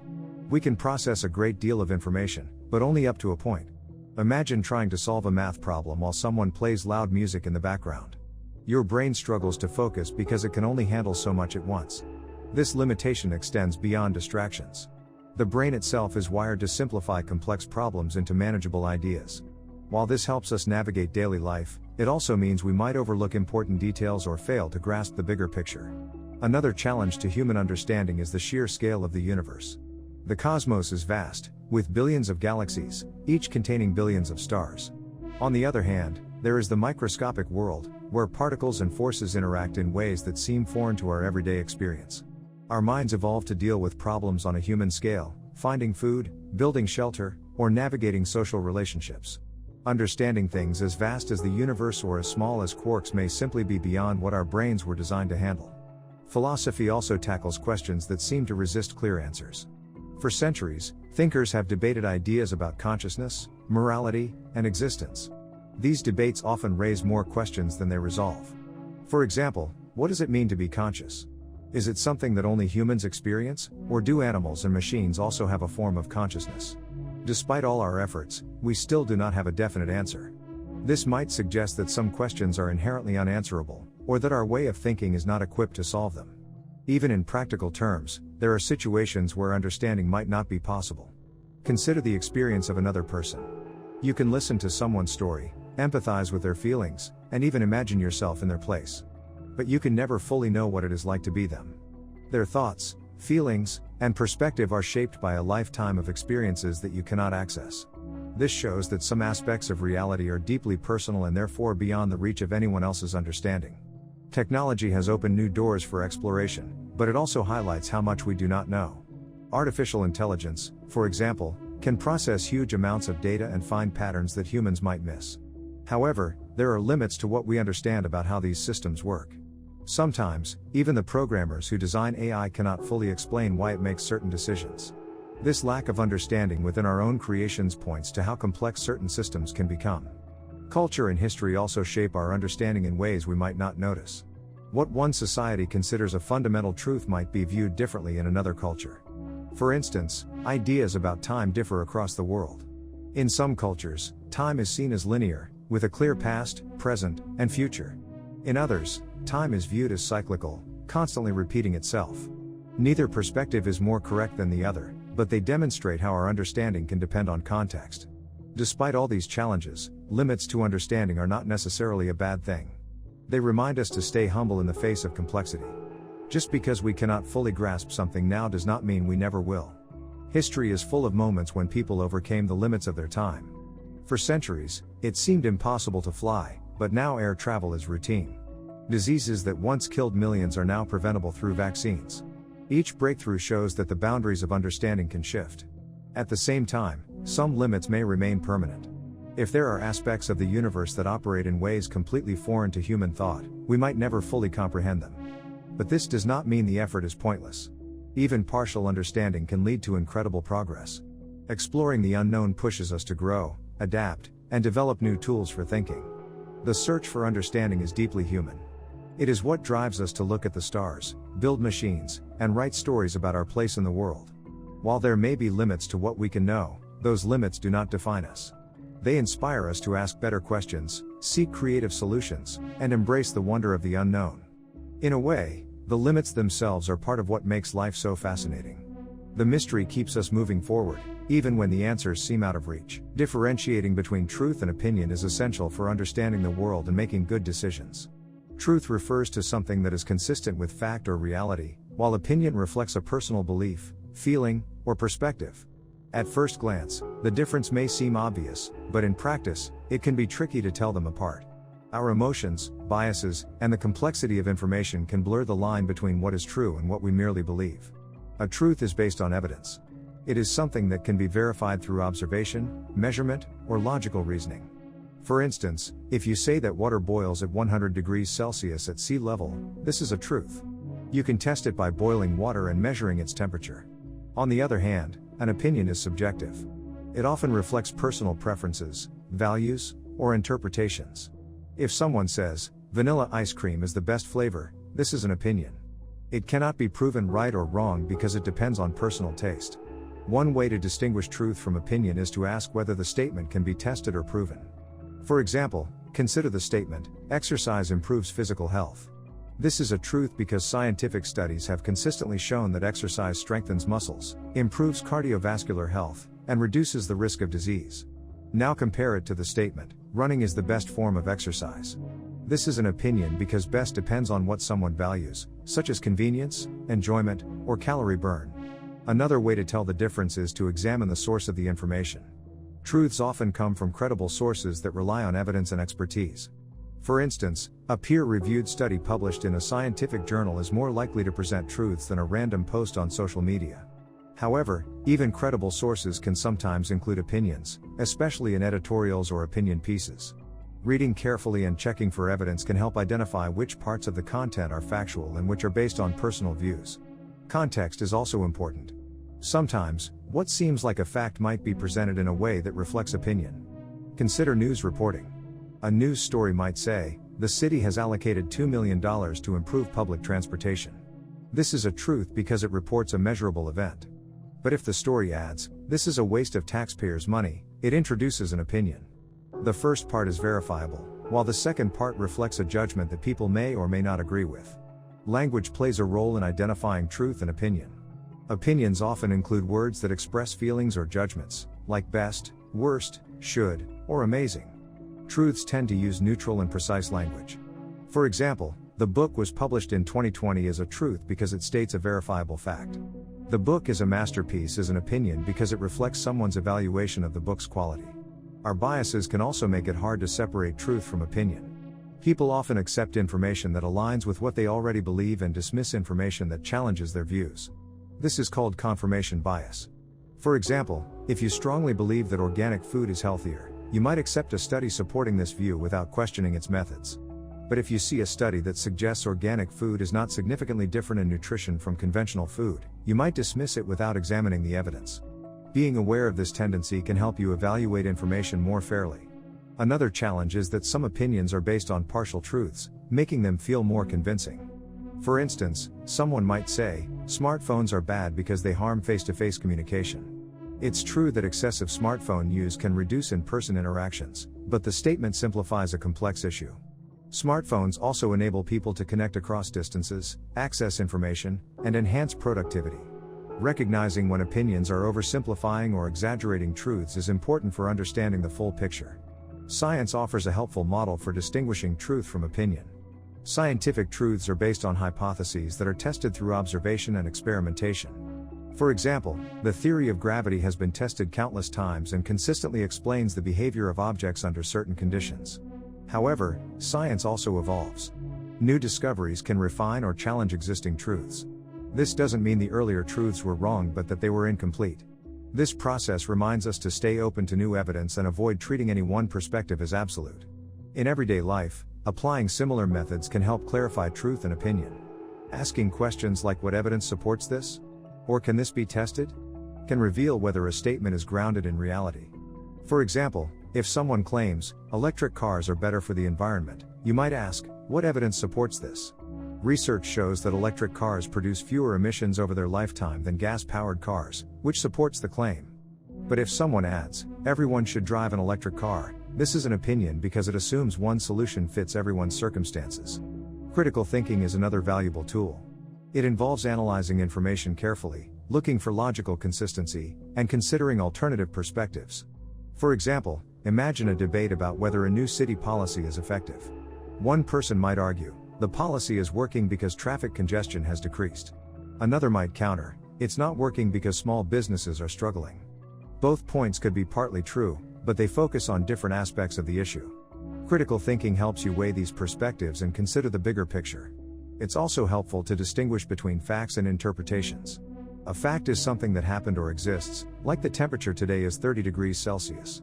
An interpretation explains what the fact means or why it matters, like this is evidence of climate change. While the fact is verifiable, the interpretation might vary depending on additional evidence or viewpoints. In some cases, the line between truth and opinion blurs. This is common in fields like art, ethics, or politics, where values and judgments play a big role. For instance, the statement, democracy is the best form of government, is widely supported but ultimately an opinion because best depends on what someone values in a government. However, the statement, democracies hold regular elections, is a truth because it describes a measurable feature of democratic systems. Social media and the internet have made it even more important to differentiate truth from opinion. Information spreads quickly, and not all of it is accurate. Misinformation can mix opinions with falsehoods, making it harder to identify the truth. Developing media literacy, skills for evaluating sources, checking facts, and recognizing biases, can help navigate this environment. Ultimately, differentiating truth from opinion requires effort and awareness.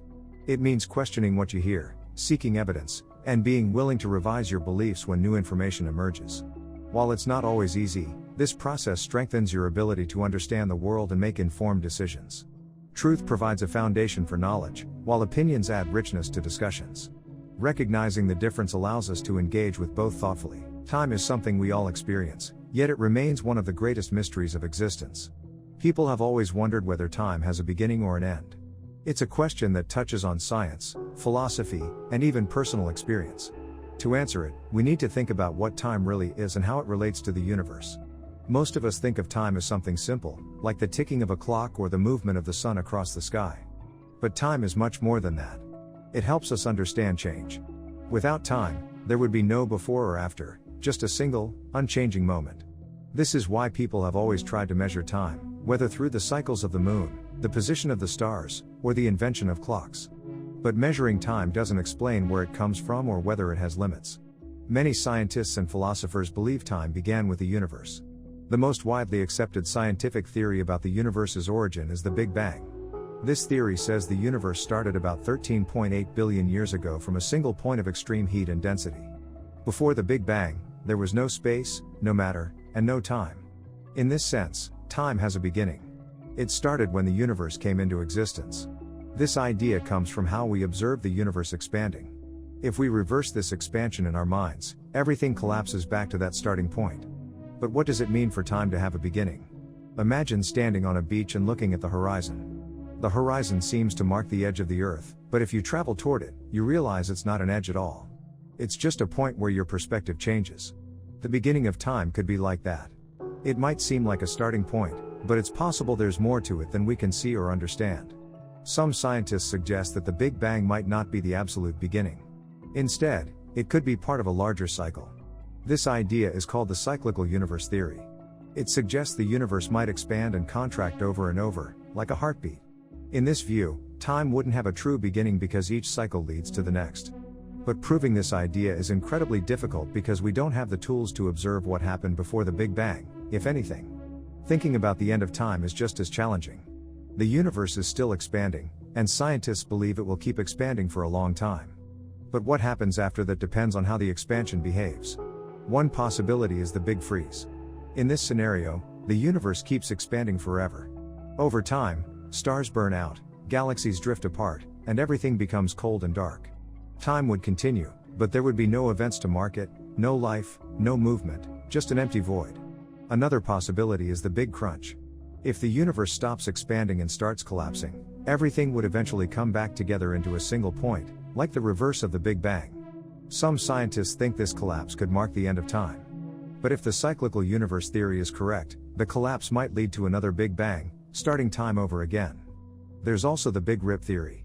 In this scenario, the universe's expansion accelerates so much that it tears everything apart: galaxies, stars, planets, even atoms. If that happens, time might still exist, but there would be nothing left to experience it. Beyond science, philosophers think about time in different ways. Some argue time is an illusion. To them, it's just a way we make sense of the world. They suggest that past, present, and future all exist at once, like pages in a book. We experience them one at a time, but they're all there. If this is true, time might not have a beginning or an end because it doesn't truly exist.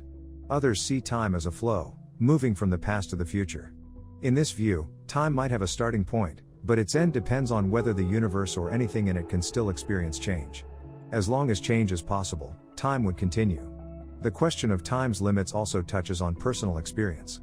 For each of us, time seems to begin when we're born and end when we die. But even this isn't so simple. Think about memories. When you remember something from your childhood, it feels like you're traveling back in time. Your mind connects the past to the present. Similarly, we often think about the future, imagining what might happen. These thoughts make time feel flexible, not like a strict line with a start and finish. Some people believe time continues after death. Many religions talk about an afterlife where the soul exists in a timeless state or in a different kind of time.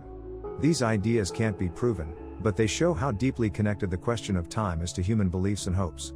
Another way to explore time's beginning and end is through stories and thought experiments. Imagine a rope stretching out in both directions as far as you can see.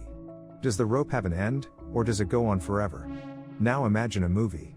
It has a start and a finish, but within the movie, time flows naturally for the characters. These examples help us think about whether time is infinite or bounded. In the end, we don't have a clear answer. Time might have started with the Big Bang, or it might have no true beginning. It might end in a big freeze, a big crunch, or a big rip, or it might never end at all. What's certain is that time shapes everything we do. It gives structure to our lives, helps us understand change, and allows us to connect the past, present, and future. Even if we don't fully understand it, time remains one of the most important parts of our existence. The question of whether time is real or just a human construct invites deep reflection. At first glance, time seems obvious. We organize our days by the clock, celebrate birthdays each year, and measure progress in seconds, minutes, and hours. The concept of time helps us make sense of our lives and the world around us. But when we examine it closely, it becomes less clear. Is time something that exists independently of us, or is it a way we interpret and structure the universe? One way to explore this is by looking at how we experience time. For most people, time feels linear. We see it as a sequence of moments moving from the past, through the present, and into the future. This view shapes much of our thinking. We remember events that have already happened, we live in the present moment, and we plan for what is yet to come. It seems natural, even undeniable. But is this flow of time something real, or is it just a mental framework we use to understand change? Physics offers a different perspective. According to Einstein's theory of relativity, time is not a universal constant. Instead, it is connected to space, forming what physicists call space-time. In this view, time can stretch or compress depending on speed and gravity. For example, astronauts traveling at high speeds or near a massive object would experience time more slowly than someone on Earth. This has been tested with atomic clocks placed on airplanes or satellites, showing that time really does pass differently in different conditions. If time can change like this, it challenges the idea that it is fixed or absolute. Another interesting idea from physics is the concept of block universe. In this model, past, present, and future all exist simultaneously, much like the pages of a book. Just as the entire book exists at once, though we read it one page at a time, the universe might exist all at once, even though we experience it moment by moment. If this is true, the flow of time could be an illusion created by our perception. Cultural and historical perspectives also show how time is not as fixed as it seems. Different cultures have different ways of understanding and measuring time. Ancient societies like the Mayans or Egyptians used calendars based on the cycles of the sun and moon. They didn't divide time into hours and minutes as precisely as we do today. In fact, the modern clock with its strict measurement of seconds is a relatively recent invention. It emerged during the Industrial Revolution when factories needed a way to synchronize workers and machines. This suggests that much of what we think of as time, at least in the way we measure and use it, is shaped by human needs and priorities. Even our personal experience of time can vary. When you're bored, time seems to drag. When you're busy or having fun, it flies by. This difference shows that time is not just a rigid, external thing, it is also deeply tied to how we feel and think. A single hour can feel like forever or pass in a blink, depending on the circumstances. This subjective quality of time makes it harder to pin down as something entirely real. Philosophers have long debated the nature of time. Some argue that time is an objective reality, existing whether we are aware of it or not. Others suggest it is a construct of the human mind, a tool we use to make sense of change and sequence. St. Augustine, a philosopher from the 5th century, famously said he understood what time was until someone asked him to explain it. This highlights how difficult it is to define something so fundamental to our lives. Imagine a world without humans, or any conscious beings, for that matter. Would time still exist in such a world? Events would still happen. Stars would form and die, planets would orbit, and rivers would flow. But without someone to observe these changes and give them meaning, could we say that time exists?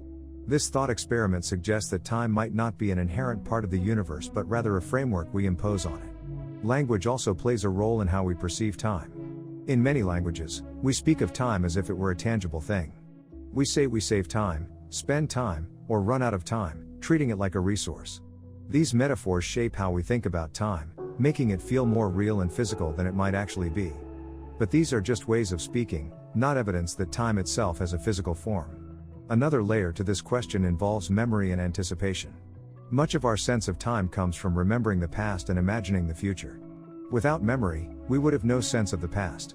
Without imagination, the future would not exist for us. In this sense, time could be seen as a mental construct, something that emerges from how our brains work rather than an external reality. Some might argue that time is simply a measure of change. When something moves or evolves, we notice and measure that change, and we call it time. For instance, the Earth rotates, causing day and night. We use this rotation to mark the passing of time. But what we are really observing is motion and sequence, not time itself. If there were no change, no motion, no growth, no decay, would time have any meaning at all? This question suggests that time might not exist independently but as a way of describing change.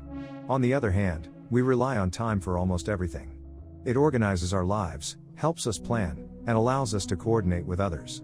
Without time, society as we know it would not function. Trains run on schedules, businesses set hours of operation, and people celebrate milestones like birthdays or anniversaries. Even if time is a construct, it is one we depend on to make sense of our world and connect with each other. In practical terms, it may not matter whether time is real or a construct. What matters is that it works.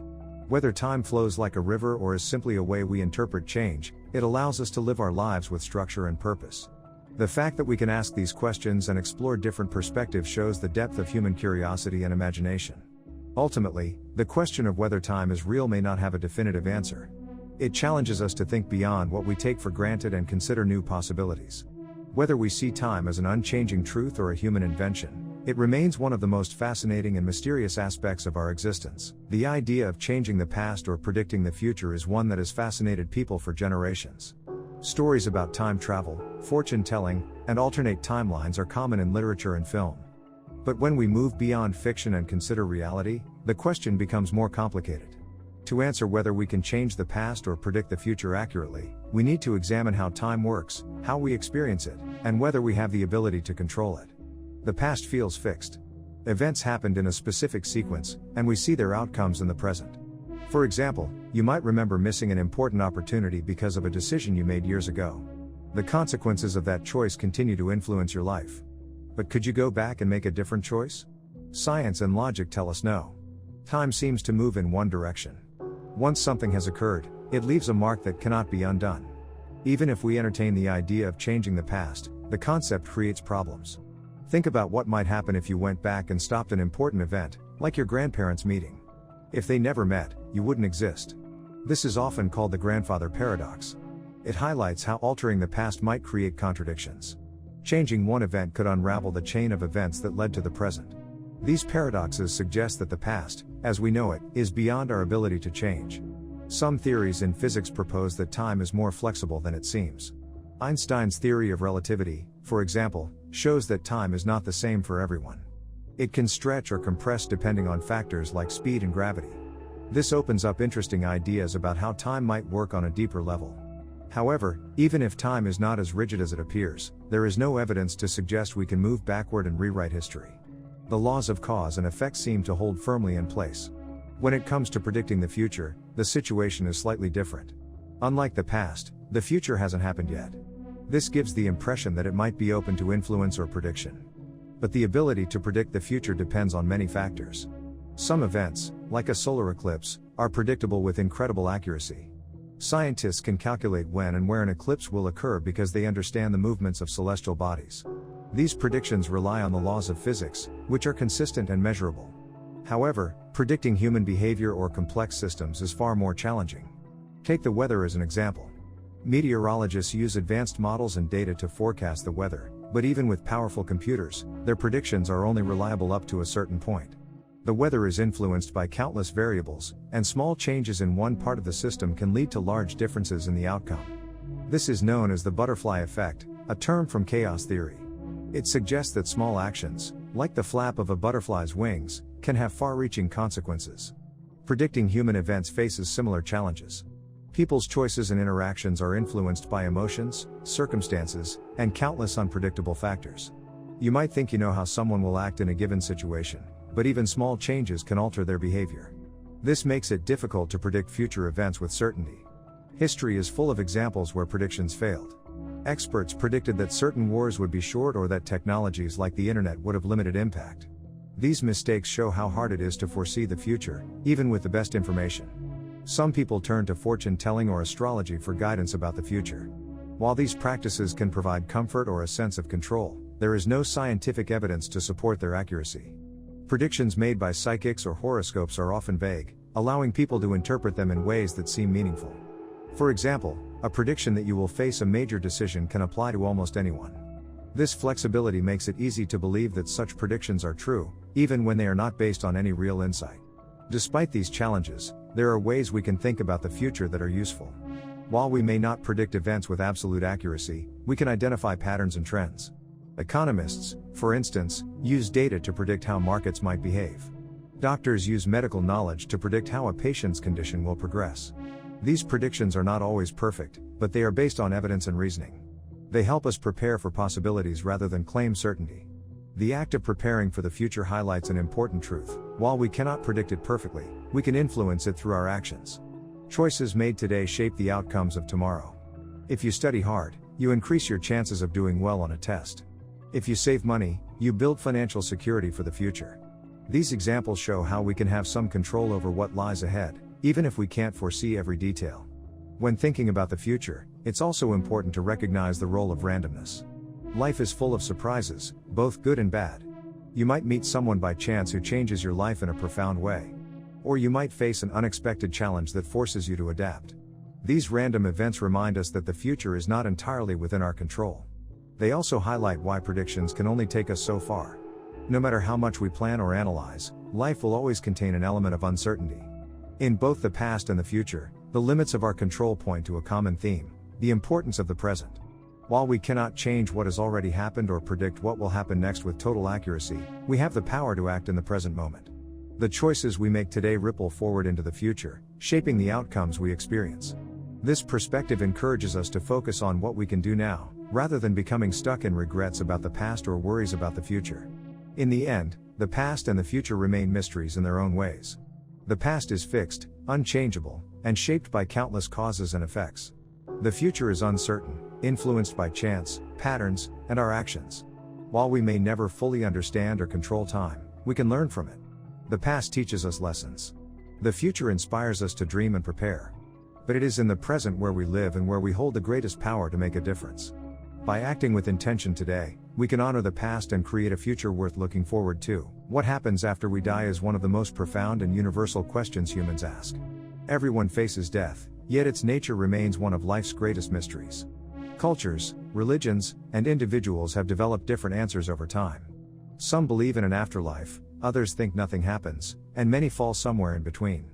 While no one can answer the question with certainty, we can explore the possibilities and how they shape the way we live. For those who believe in an afterlife, death marks a transition rather than an end. In many religions, the soul continues to exist in another form or place. Christianity, for example, teaches that people either go to heaven or hell based on their actions and faith during life. Heaven is described as a place of eternal peace and happiness, while hell is a realm of punishment. Islam shares a similar belief, with a focus on divine judgment determining one's fate. Hindus and Buddhists, on the other hand, believe in reincarnation. According to these traditions, the soul is reborn into a new body, and the conditions of the next life depend on karma, or the moral consequences of one's actions. These beliefs provide comfort to many, offering the hope that life continues in some form. Some people take a more spiritual approach without following a specific religion. They might believe in energy or consciousness that transcends the physical body.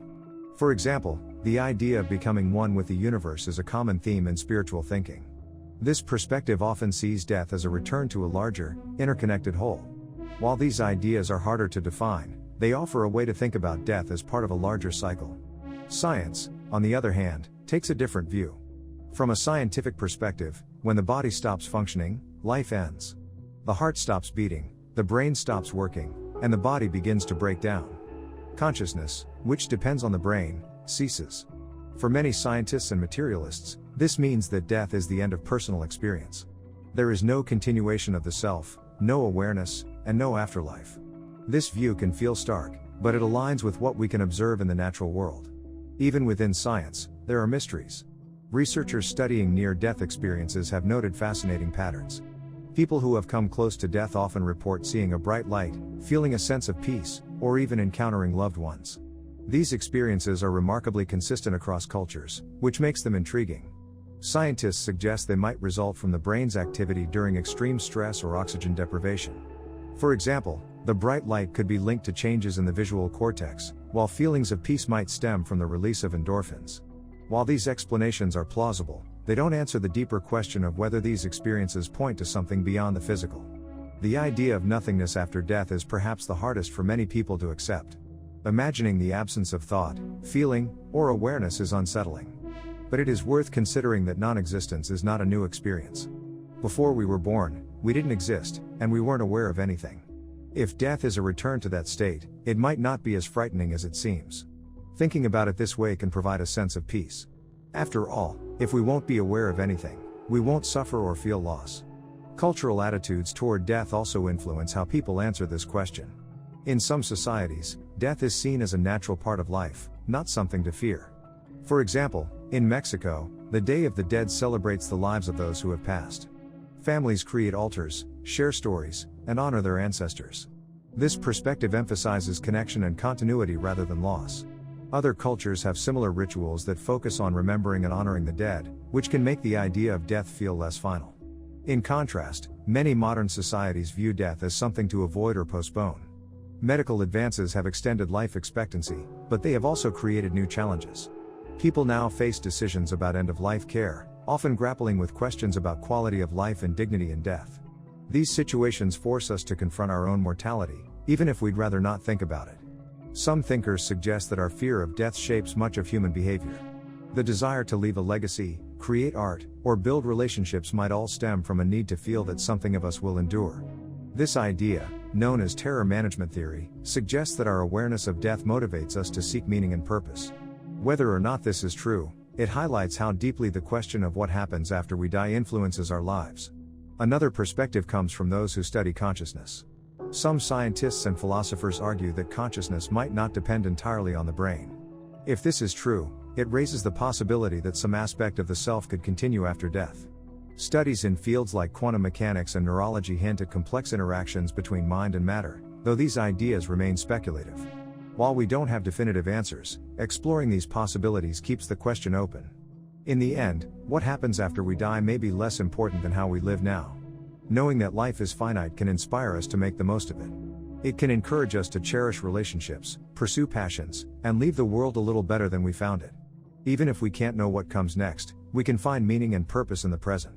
This question also teaches us empathy. Recognizing that everyone faces death allows us to connect with others on a deep level. It reminds us that life is precious and that our shared mortality gives us common ground. Whether we believe in an afterlife, nothingness, or something in between, the mystery of death unites us in our humanity.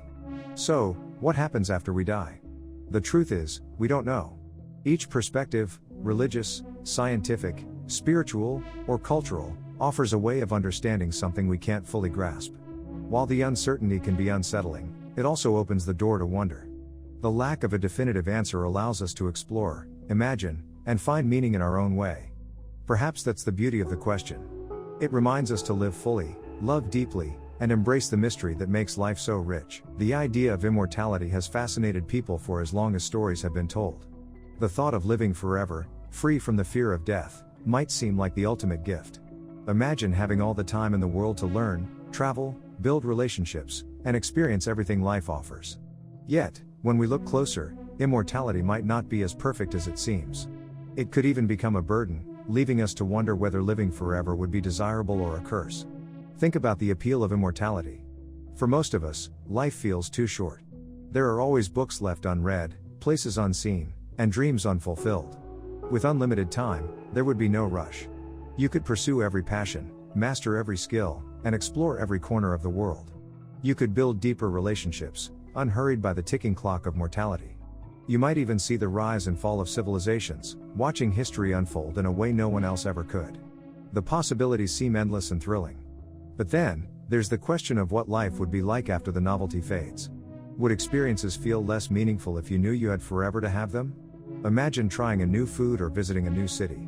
Part of what makes these moments special is their rarity. If you could repeat them endlessly, would they lose their magic? Living forever might make the extraordinary feel ordinary. It could strip the joy from things we currently cherish. Now consider relationships. Mortality gives them urgency and depth. Knowing that time is limited makes every moment with loved ones precious. If you were immortal while others were not, you would eventually lose everyone you care about. Imagine watching friends and family grow old and pass away while you stay the same. You would need to grieve and start over, again and again. The pain of those losses could build up over time, leaving you isolated and emotionally exhausted. Even if others were immortal too, the dynamics of relationships might change. What would marriage mean if it had no end? How would you maintain friendships over centuries without them becoming stale? There's also the issue of purpose. Many people find meaning in their lives through the knowledge that time is limited. It pushes them to act, to create, and to leave a mark. Without an end, would there still be the same drive? Imagine an artist who knows they can paint forever. Would they feel the same urgency to complete their masterpiece? Or someone working toward a dream, would it matter if there were infinite tomorrows to achieve it? Immortality might rob us of the motivation that comes from knowing we only have one life to live. The practical aspects of immortality also raise questions. What would happen to the world if no one aged or died? Overpopulation could become a severe problem. Resources like food, water, and space are limited. An immortal population would only grow, putting immense strain on the planet. Conflict over these resources could become more frequent and intense. On a personal level, immortality could make you feel trapped. If you lived forever, you might be forced to endure things you don't want, like constant change or even boredom. Life as we know it includes challenges and difficulties, but those are balanced by the knowledge that they won't last forever. If life had no end, would suffering feel endless too? Another consideration is how immortality might affect identity. As people grow older, they change. Their priorities shift, and they learn from their experiences. Over decades or centuries, would you still feel like the same person? Imagine looking back at yourself from 1,000 years in the future. Would you recognize who you were? Would your values and beliefs remain the same, or would they evolve so much that you feel disconnected from who you once were? This raises a deeper question. Does a person's sense of self depend on the knowledge that life is temporary? Immortality also raises ethical concerns. If only some people could become immortal, who would have access to it? Would it be reserved for the wealthy, creating even greater inequality? What happens to fairness and opportunity in a world where some live forever while others do not? If everyone could achieve immortality, how would societies function? Governments, economies, and social systems are built around the cycle of life and death. Without that cycle, the world as we know it might become unrecognizable. Stories and myths often explore these ideas. In many of them, immortality is portrayed as a curse rather than a blessing. The ancient Greek myth of Tithonus tells of a man granted immortality but not eternal youth. He ages endlessly, becoming frail and unable to enjoy life. In modern stories, vampires often represent the loneliness and moral dilemmas of living forever. These tales reflect the human intuition that immortality might not solve all our problems and could create new ones. Despite all these challenges, some people argue that immortality could be manageable if it were designed in a specific way. For example, if immortality came with the option to end life when one chose, it might reduce the sense of being trapped. If aging could be reversed or stopped, it might make eternal life more enjoyable. Advances in technology and medicine might address some practical concerns, like overpopulation or resource shortages. Even so, these solutions wouldn't erase the emotional and existential issues tied to living forever. In the end, whether immortality is desirable or a curse depends on how you view life and its meaning. For some, the idea of endless time is appealing because it promises freedom from the fear of death. For others, the limits of life give it structure and purpose. The tension between these perspectives shows how complex the question is. It doesn't have a simple answer, and perhaps it never will. Immortality challenges us to think about what we truly value. Do we cherish experiences because they are fleeting? Do we build relationships and strive for goals because we know our time is short? Or could we find meaning in a life without limits? The answers to these questions might shape how we approach not only the idea of immortality but also the way we live our lives today. For now, the mystery of whether immortality is a blessing or a curse reminds us of the beauty and fragility of the time we have. The question of whether the inevitability of death gives life meaning or makes it meaningless has been debated for centuries. On one hand, knowing that life will end can make every moment feel precious and valuable. On the other hand, the idea that everything we do will eventually vanish might make our efforts feel pointless. How we view death deeply influences how we live and understand our purpose. Imagine someone given a limited amount of time to live. They might choose to spend their remaining days differently than they would if they believed they had endless time. They might prioritize relationships, pursue passions, or try to leave a lasting impact. The awareness of their mortality forces them to decide what truly matters. This scenario highlights a key argument for why death gives life meaning. It creates urgency and focus. Without the boundary of death, life could become aimless, stretched out endlessly without direction or purpose. Consider a world where people lived forever. There would always be more time to do something later. Procrastination might become the norm. If we never ran out of time, would we appreciate the moments we have?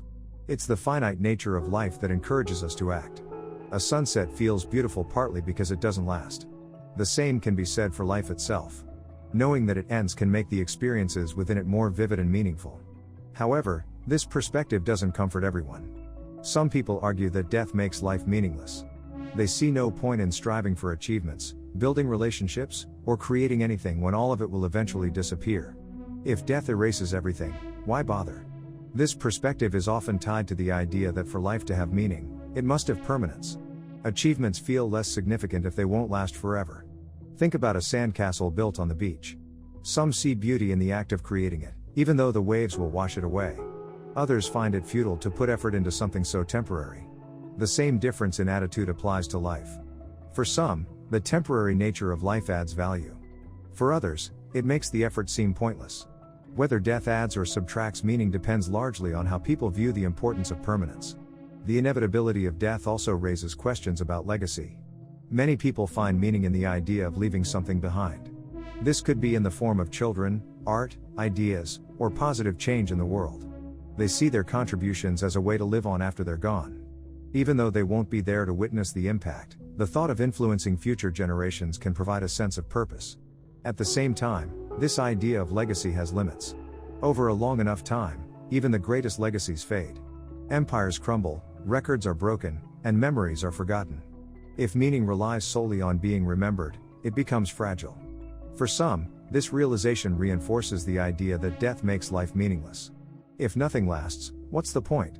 Yet, others argue that the significance lies in the act itself, not in how long it endures. A kind gesture, a shared laugh, or a moment of beauty holds value in the present, regardless of whether it's remembered. The inevitability of death also encourages reflection.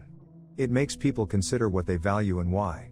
This reflection can lead to a deeper appreciation for life. Without death, we might take everything for granted.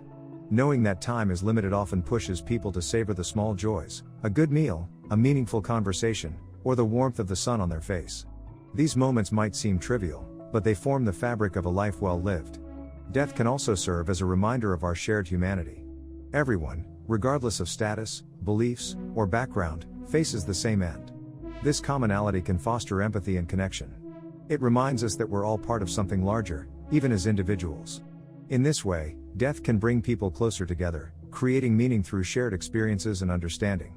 Some people find meaning in confronting death directly. Philosophers like the existentialists argue that acknowledging death and its inevitability gives us freedom. When we accept that life has no inherent meaning, we're free to create our own. This doesn't mean life is meaningless, it means we're not bound by pre-existing definitions. Instead, we can define our purpose based on what matters to us personally. For some, this perspective is liberating. For others, it's unsettling, as it places the responsibility for meaning squarely on their shoulders. Religion and spirituality also play a role in how people view death's impact on meaning. Many belief systems frame death as a transition rather than an end. They offer the promise of an afterlife, reincarnation, or union with a higher power. In these frameworks, death doesn't negate meaning, it transforms it. For believers, life's purpose often ties directly to what happens after death. For those without religious beliefs, the finality of death might inspire them to find meaning in the here and now. Ultimately, whether death gives life meaning or takes it away is a deeply personal question. It depends on how individuals choose to frame their experiences and what they prioritize. Some people find meaning in the fleeting nature of life, seeing it as an opportunity to make the most of their time. Others struggle with the impermanence, feeling that true meaning is impossible without eternity. Perhaps the answer lies somewhere in between. Death doesn't have to define life, but it shapes how we approach it. It reminds us that our time is finite, urging us to focus on what we value most.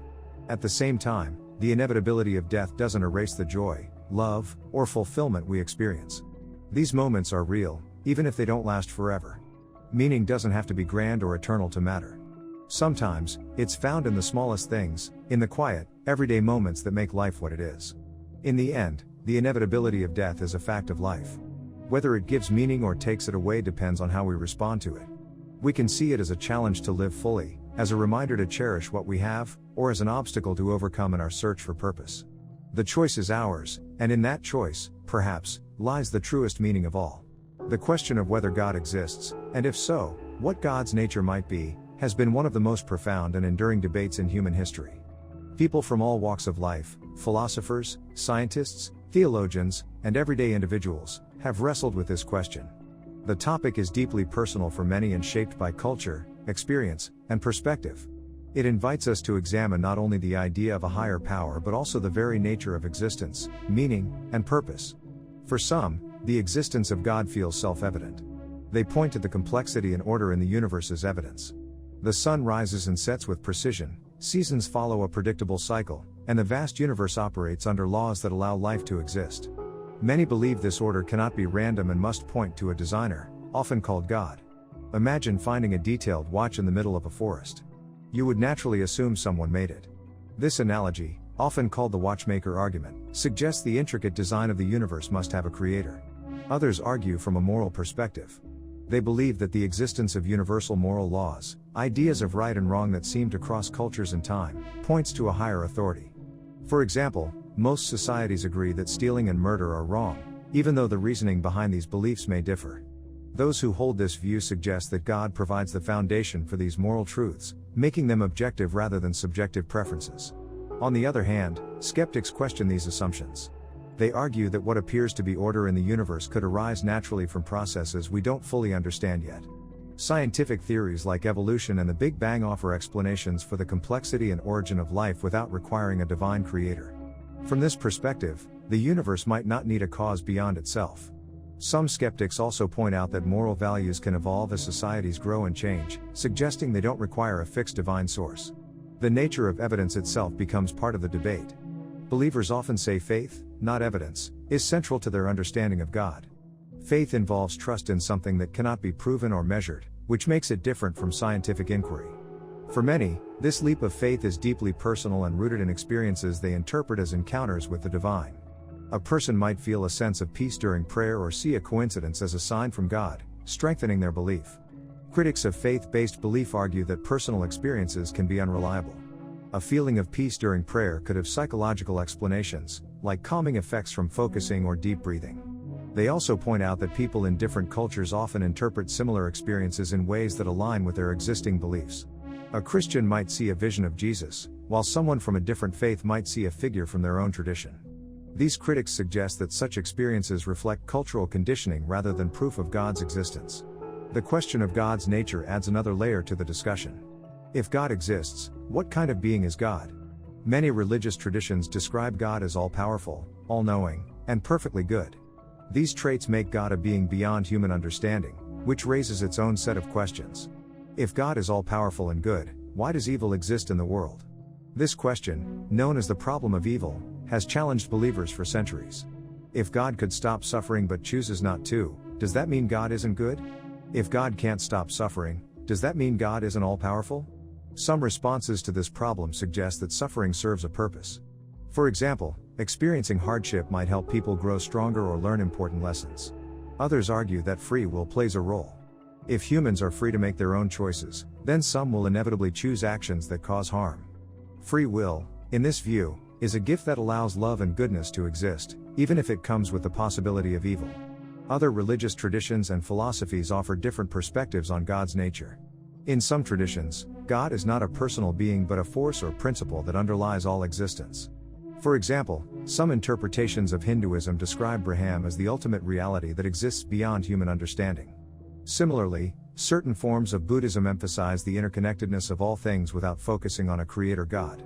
These ideas challenge the notion of God as an individual entity and instead present God as something more abstract or universal.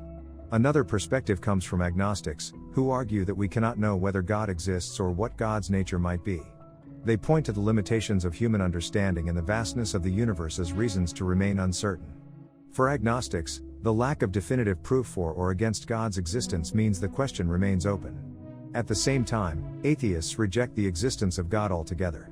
They argue that there is no evidence to support the idea of a divine being and that the concept of God often arises from human desires to explain the unknown or find comfort in difficult times.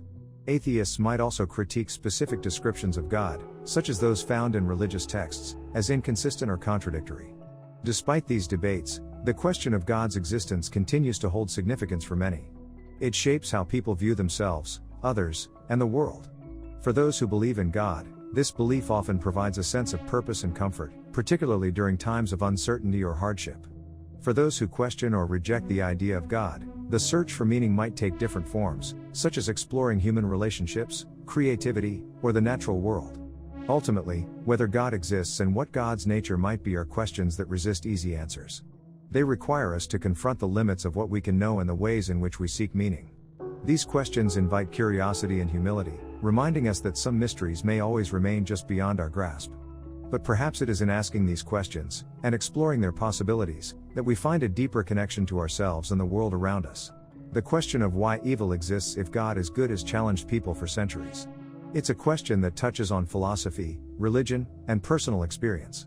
Many people believe in a God who is all-powerful, all-knowing, and completely good. At the same time, we see suffering, injustice, and cruelty in the world. This creates a conflict that feels difficult to resolve. How can a good God allow evil to exist? Some people argue that evil exists because of human free will. According to this view, God gave humans the ability to make their own choices. Without this freedom, our actions would have no meaning. We wouldn't truly love, create, or take responsibility if we were just following a script. Free will makes us human. But with the power to choose good comes the power to choose evil. When people harm others or make selfish choices, the consequences can ripple outward, causing pain and suffering. Take an example of someone stealing from another person. The thief might justify their actions, but the victim suffers. This act of harm wasn't caused by God, it was caused by the thief's choice. Free will explains much of the moral evil in the world, but it doesn't account for everything. It doesn't explain why natural disasters happen, why diseases exist, or why some people are born into extreme poverty. These forms of suffering aren't caused by human choices, which makes the question more complex. Some thinkers suggest that suffering and evil have a purpose we don't fully understand. They argue that hardships can teach valuable lessons or help people grow. For instance, someone who faces adversity might develop resilience or compassion for others. A person who loses a loved one might come to appreciate life more deeply. This doesn't make the pain any less real, but it offers a perspective on why suffering might exist in a world created by a good God. Consider the story of a child learning to ride a bike. The parent allows the child to fall, knowing it will hurt. They don't step in every time because they understand that falling is part of the process. Through this struggle, the child learns balance, confidence, and independence. In a similar way, some people believe that God allows certain challenges because they contribute to a greater good. Others view evil as a necessary counterpart to good. Without darkness, light wouldn't stand out. Without sadness, we wouldn't understand joy. This idea suggests that contrast gives life meaning. If everything were perfect all the time, we might take goodness for granted. This doesn't mean evil is good or desirable, but it might play a role in helping us see and appreciate what is good. The existence of natural disasters and disease raises additional questions. Why would a good God create a world where these things happen? Some people argue that natural events like earthquakes and hurricanes are not evil in themselves. They are part of how the world works. Tectonic plates shift, and storms form due to weather patterns. These processes are necessary for the planet's balance and function. The suffering they cause feels cruel to us, but they are not intentionally harmful. Others believe that such events are a result of a world that is not yet perfect. They see life as part of a larger plan that is still unfolding. Another perspective comes from the idea of God's limits within human understanding. If God exists, it's possible that God's reasons are beyond what we can comprehend. Just as a child might not understand why a parent makes certain decisions, we might not grasp God's purposes. This doesn't satisfy everyone because it asks for trust without clear answers. Still, it's an idea that many people find meaningful. Some traditions suggest that evil is not something created by God but rather the absence of good. Think of it like darkness. Darkness isn't a thing in itself, it's just the absence of light. In the same way, evil might be what happens when good is missing. This view suggests that evil isn't a force on its own but a result of turning away from goodness, love, or God. The problem of evil becomes even more personal when people experience deep suffering. It's one thing to discuss these ideas in theory, but it's another to face them in life. Imagine a family losing their home to a fire or a child suffering from a terminal illness. In these moments, intellectual explanations often feel hollow. People ask, why me? Or why my loved one? The question of why a good God allows evil becomes deeply emotional. Religious responses to suffering vary. In Christianity, for example, the story of Jesus offers a perspective on God's relationship with human pain. Christians believe that God became human in Jesus and experienced suffering firsthand. This includes betrayal, injustice, and a painful death. For many Christians, this story shows that God is not distant or uncaring. Instead, God is deeply involved in human struggles and shares in our pain. Other faiths offer different insights. In Buddhism, for example, suffering is seen as a fundamental part of life. It's not tied to a deity but to the nature of existence itself. The goal is not to eliminate suffering from the world but to understand and transcend it. This perspective shifts the focus from questioning why suffering exists to finding ways to respond to it. Ultimately, the question of why evil exists if God is good has no single answer. People approach it from different angles depending on their beliefs, experiences, and perspectives. Some find comfort in religious teachings or philosophical arguments. Others struggle with the question and find it hard to reconcile with their understanding of a good God. The tension between good and evil remains one of the deepest mysteries of human life. What's clear is that the question invites us to reflect deeply. It challenges us to think about the nature of goodness, the role of free will, and the meaning of suffering. While we may never have a perfect answer, exploring the question can lead to greater empathy, understanding, and connection. It reminds us of the complexity of life and the importance of seeking meaning even in difficult circumstances. Whether we approach it through faith, philosophy, or personal reflection, the question continues to shape how we see the world and our place in it. Love and friendship have always been central to human life. People often see them as essential parts of a meaningful existence. But are they truly necessary? To answer this, we need to understand what love and friendship offer, how they shape our lives, and whether we can find meaning without them. Love takes many forms. There is romantic love, the deep connection people feel toward a partner. There is the love between parents and children, a bond that often shapes us from birth. There is also the love we feel for friends, pets, or even ideas and causes. Friendship is slightly different. It is a mutual bond built on trust, understanding, and shared experiences. Together, love and friendship are powerful forces that give life color, depth, and purpose. Imagine a life without any meaningful connections. Picture someone who has no close relationships, no friends to call, and no family to visit. They might still have a career, hobbies, or wealth, but something feels missing. Human beings are social creatures. We evolved to rely on each other for survival. That need for connection didn't disappear when we moved beyond hunting and gathering. Today, the connections we form with others continue to provide emotional support, comfort, and meaning. Love gives life a sense of purpose. Think of a parent caring for a child. The parent wakes up early, prepares meals, and sacrifices personal time, all because of love. These actions, though sometimes difficult, feel worthwhile. The bond between parent and child creates a sense of fulfillment that goes beyond individual needs. Love for a partner can also make people feel part of something bigger than themselves. It is not just about shared goals but also the emotional security and joy that come from being deeply understood by another person. Friendship offers something different. While love often involves intense feelings, friendship is built on mutual respect and shared experiences. Friends are the people you laugh with, share secrets with, and turn to when life gets tough. They provide a sense of belonging and help us navigate challenges. For example, imagine someone going through a difficult time at work. A friend who listens and offers advice can make a huge difference. That sense of support reminds us we are not alone. Some argue that love and friendship are not necessary for a meaningful life.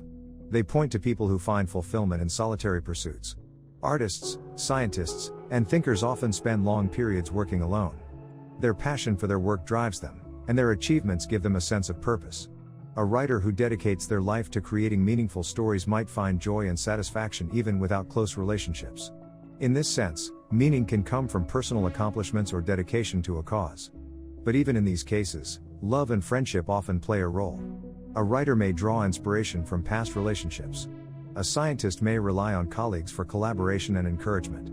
Even those who seem solitary often have connections that influence their work and life. Complete isolation is rare and usually not by choice.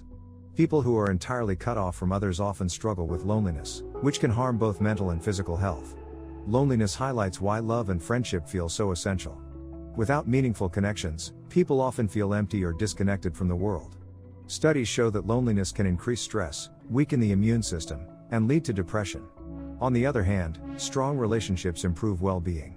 People with close friends or loving families are generally happier and healthier. They feel supported and valued, which adds meaning to their lives. Consider an elderly person who has lived a long and productive life.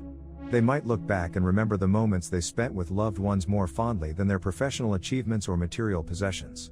This reflects a common theme in human experience. The memories we treasure most often involve the people we care about. A vacation is more memorable when shared with friends. Success feels more rewarding when celebrated with family.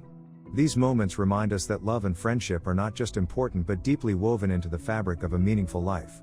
Of course, not all relationships are positive. Some people experience pain or disappointment in love and friendship. A toxic friendship can drain energy rather than provide support. A failed romance can leave scars. But even in these cases, people often learn and grow.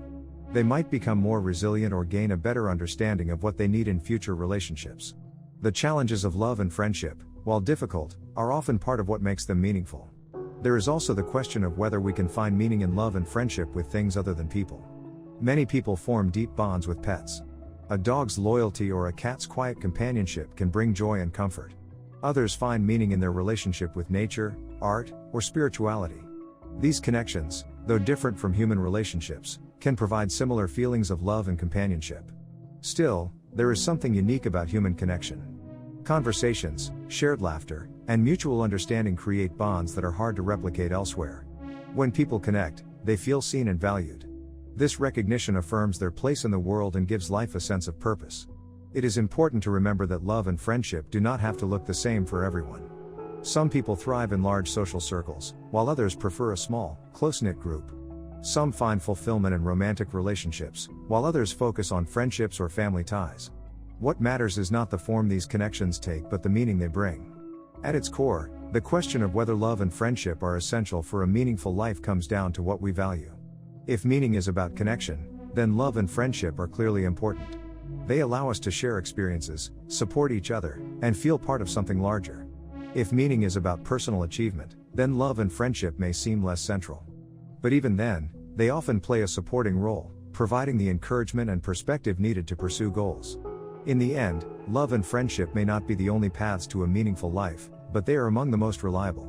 They connect us to others, enrich our experiences, and remind us of what it means to be human. Whether through a kind word, a shared laugh, or a comforting hug, these bonds shape our lives in profound and lasting ways. An ideal society is a concept that has been debated for centuries. It represents a vision of how humans can live together in harmony, fairness, and prosperity. While different cultures and thinkers may imagine it differently, certain elements consistently emerge as essential for an ideal society. These include equality, justice, peace, and opportunities for individuals to thrive. Understanding what makes a society ideal requires looking at how people interact, how resources are shared, and how the community balances individual freedoms with collective responsibilities. Equality is one of the most important parts of an ideal society. In this context, equality means that everyone has the same rights and opportunities, regardless of their background, wealth, or status. Imagine a community where every child has access to quality education. Whether a child grows up in a wealthy neighborhood or a poorer one, their school offers the same level of teaching, materials, and support. This kind of system ensures that everyone starts from a fair position. When opportunities are shared equally, people can contribute their talents and efforts without being held back by circumstances they cannot control. Justice is another cornerstone of an ideal society. Justice ensures that laws and rules are applied fairly and consistently to everyone. People trust the system when it works without favoritism or corruption. Picture a legal system where everyone is treated the same, regardless of their social status. If someone breaks the law, they face the same consequences as anyone else who did the same thing. This sense of fairness builds trust within a society. People feel secure when they know that justice is not influenced by wealth, power, or connections. Injustice, on the other hand, leads to anger, resentment, and division. Peace is necessary for an ideal society to flourish. Peace does not mean the absence of disagreement, but rather the presence of systems that resolve conflicts without violence or harm. Imagine a town where disputes are settled through open discussions or mediation. Instead of escalating into fights, people come together to find solutions that work for everyone. This approach promotes understanding and reduces tension. Peaceful societies also avoid unnecessary wars or conflicts with others. Resources are directed toward development and improvement, rather than destruction. An ideal society also provides opportunities for individuals to reach their potential. This does not mean that everyone must succeed in the same way, but rather that everyone has the chance to pursue their goals. For example, imagine a society where someone who dreams of becoming a doctor can study and train, even if their family cannot afford it. Scholarships, community support, and accessible institutions ensure that talent is not wasted because of financial barriers. When people are free to follow their passions, they contribute to the growth and strength of the society as a whole. Freedom is essential in this vision. People need the freedom to express themselves, choose their beliefs, and live their lives as they see fit, so long as they do not harm others. Imagine a society where people can openly discuss their ideas without fear of censorship or punishment. Such freedom encourages creativity, innovation, and progress. However, freedom also comes with responsibility. In an ideal society, people understand that their actions affect others. They use their freedoms wisely, balancing personal desires with the well-being of the community. A strong sense of community binds an ideal society together. People care for one another and help those in need. Imagine a neighborhood where neighbors check in on each other, share meals, and support each other during tough times. This kind of mutual care creates a sense of belonging and reduces isolation. When people feel connected, they are more likely to contribute positively to their surroundings. A community-focused society does not ignore the needs of individuals, but it ensures that no one is left behind. Sustainability is also an important feature of an ideal society. Resources must be used wisely so future generations can enjoy the same benefits. Imagine a city that uses renewable energy, reduces waste, and protects its natural environment. People in this society understand that their actions today impact the future. They make choices that balance their needs with the health of the planet. A sustainable approach ensures that progress does not come at the expense of the environment or future generations. An ideal society values education, not just as a means to get a job but as a way to grow as a person. Education in this context helps people understand the world, think critically, and make informed decisions. Imagine a school system that encourages curiosity and creativity instead of focusing only on test scores. This kind of education prepares people to adapt to challenges, solve problems, and contribute to their community. It also fosters respect and understanding by teaching people about different cultures, histories, and perspectives.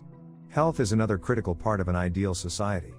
Everyone should have access to healthcare, regardless of their income or status. Imagine a system where no one has to choose between paying for medicine and paying for food. Doctors and nurses are available when needed, and preventative care helps people stay healthy. When a society prioritizes health, its people can focus on their goals and responsibilities without the constant burden of illness or worry about medical costs. Work in an ideal society is meaningful and fair. People have jobs that align with their skills and interests, and they are paid fairly for their contributions. Imagine a workplace where employees feel valued and respected, regardless of their position. Workers are not exploited or overworked, and there is a balance between work and personal life. This balance allows people to pursue hobbies, spend time with family, and contribute to their communities outside of their jobs. While no society is perfect, the idea of an ideal society serves as a guide. It helps us reflect on the kind of world we want to live in and the steps we can take to get closer to that vision. Progress may be slow, and challenges will always exist, but striving for equality, justice, peace, and opportunity benefits everyone. Even small improvements in these areas can make a significant difference in people's lives. An ideal society does not mean that everyone is the same or that problems never arise. Instead, it is a society where people work together to address those problems fairly and effectively. It is a place where individuals can thrive while supporting one another. This balance between individual freedom and collective responsibility is what makes the vision of an ideal society so compelling. It reminds us that, despite our differences, we are all connected and that a better world is possible when we strive toward common goals.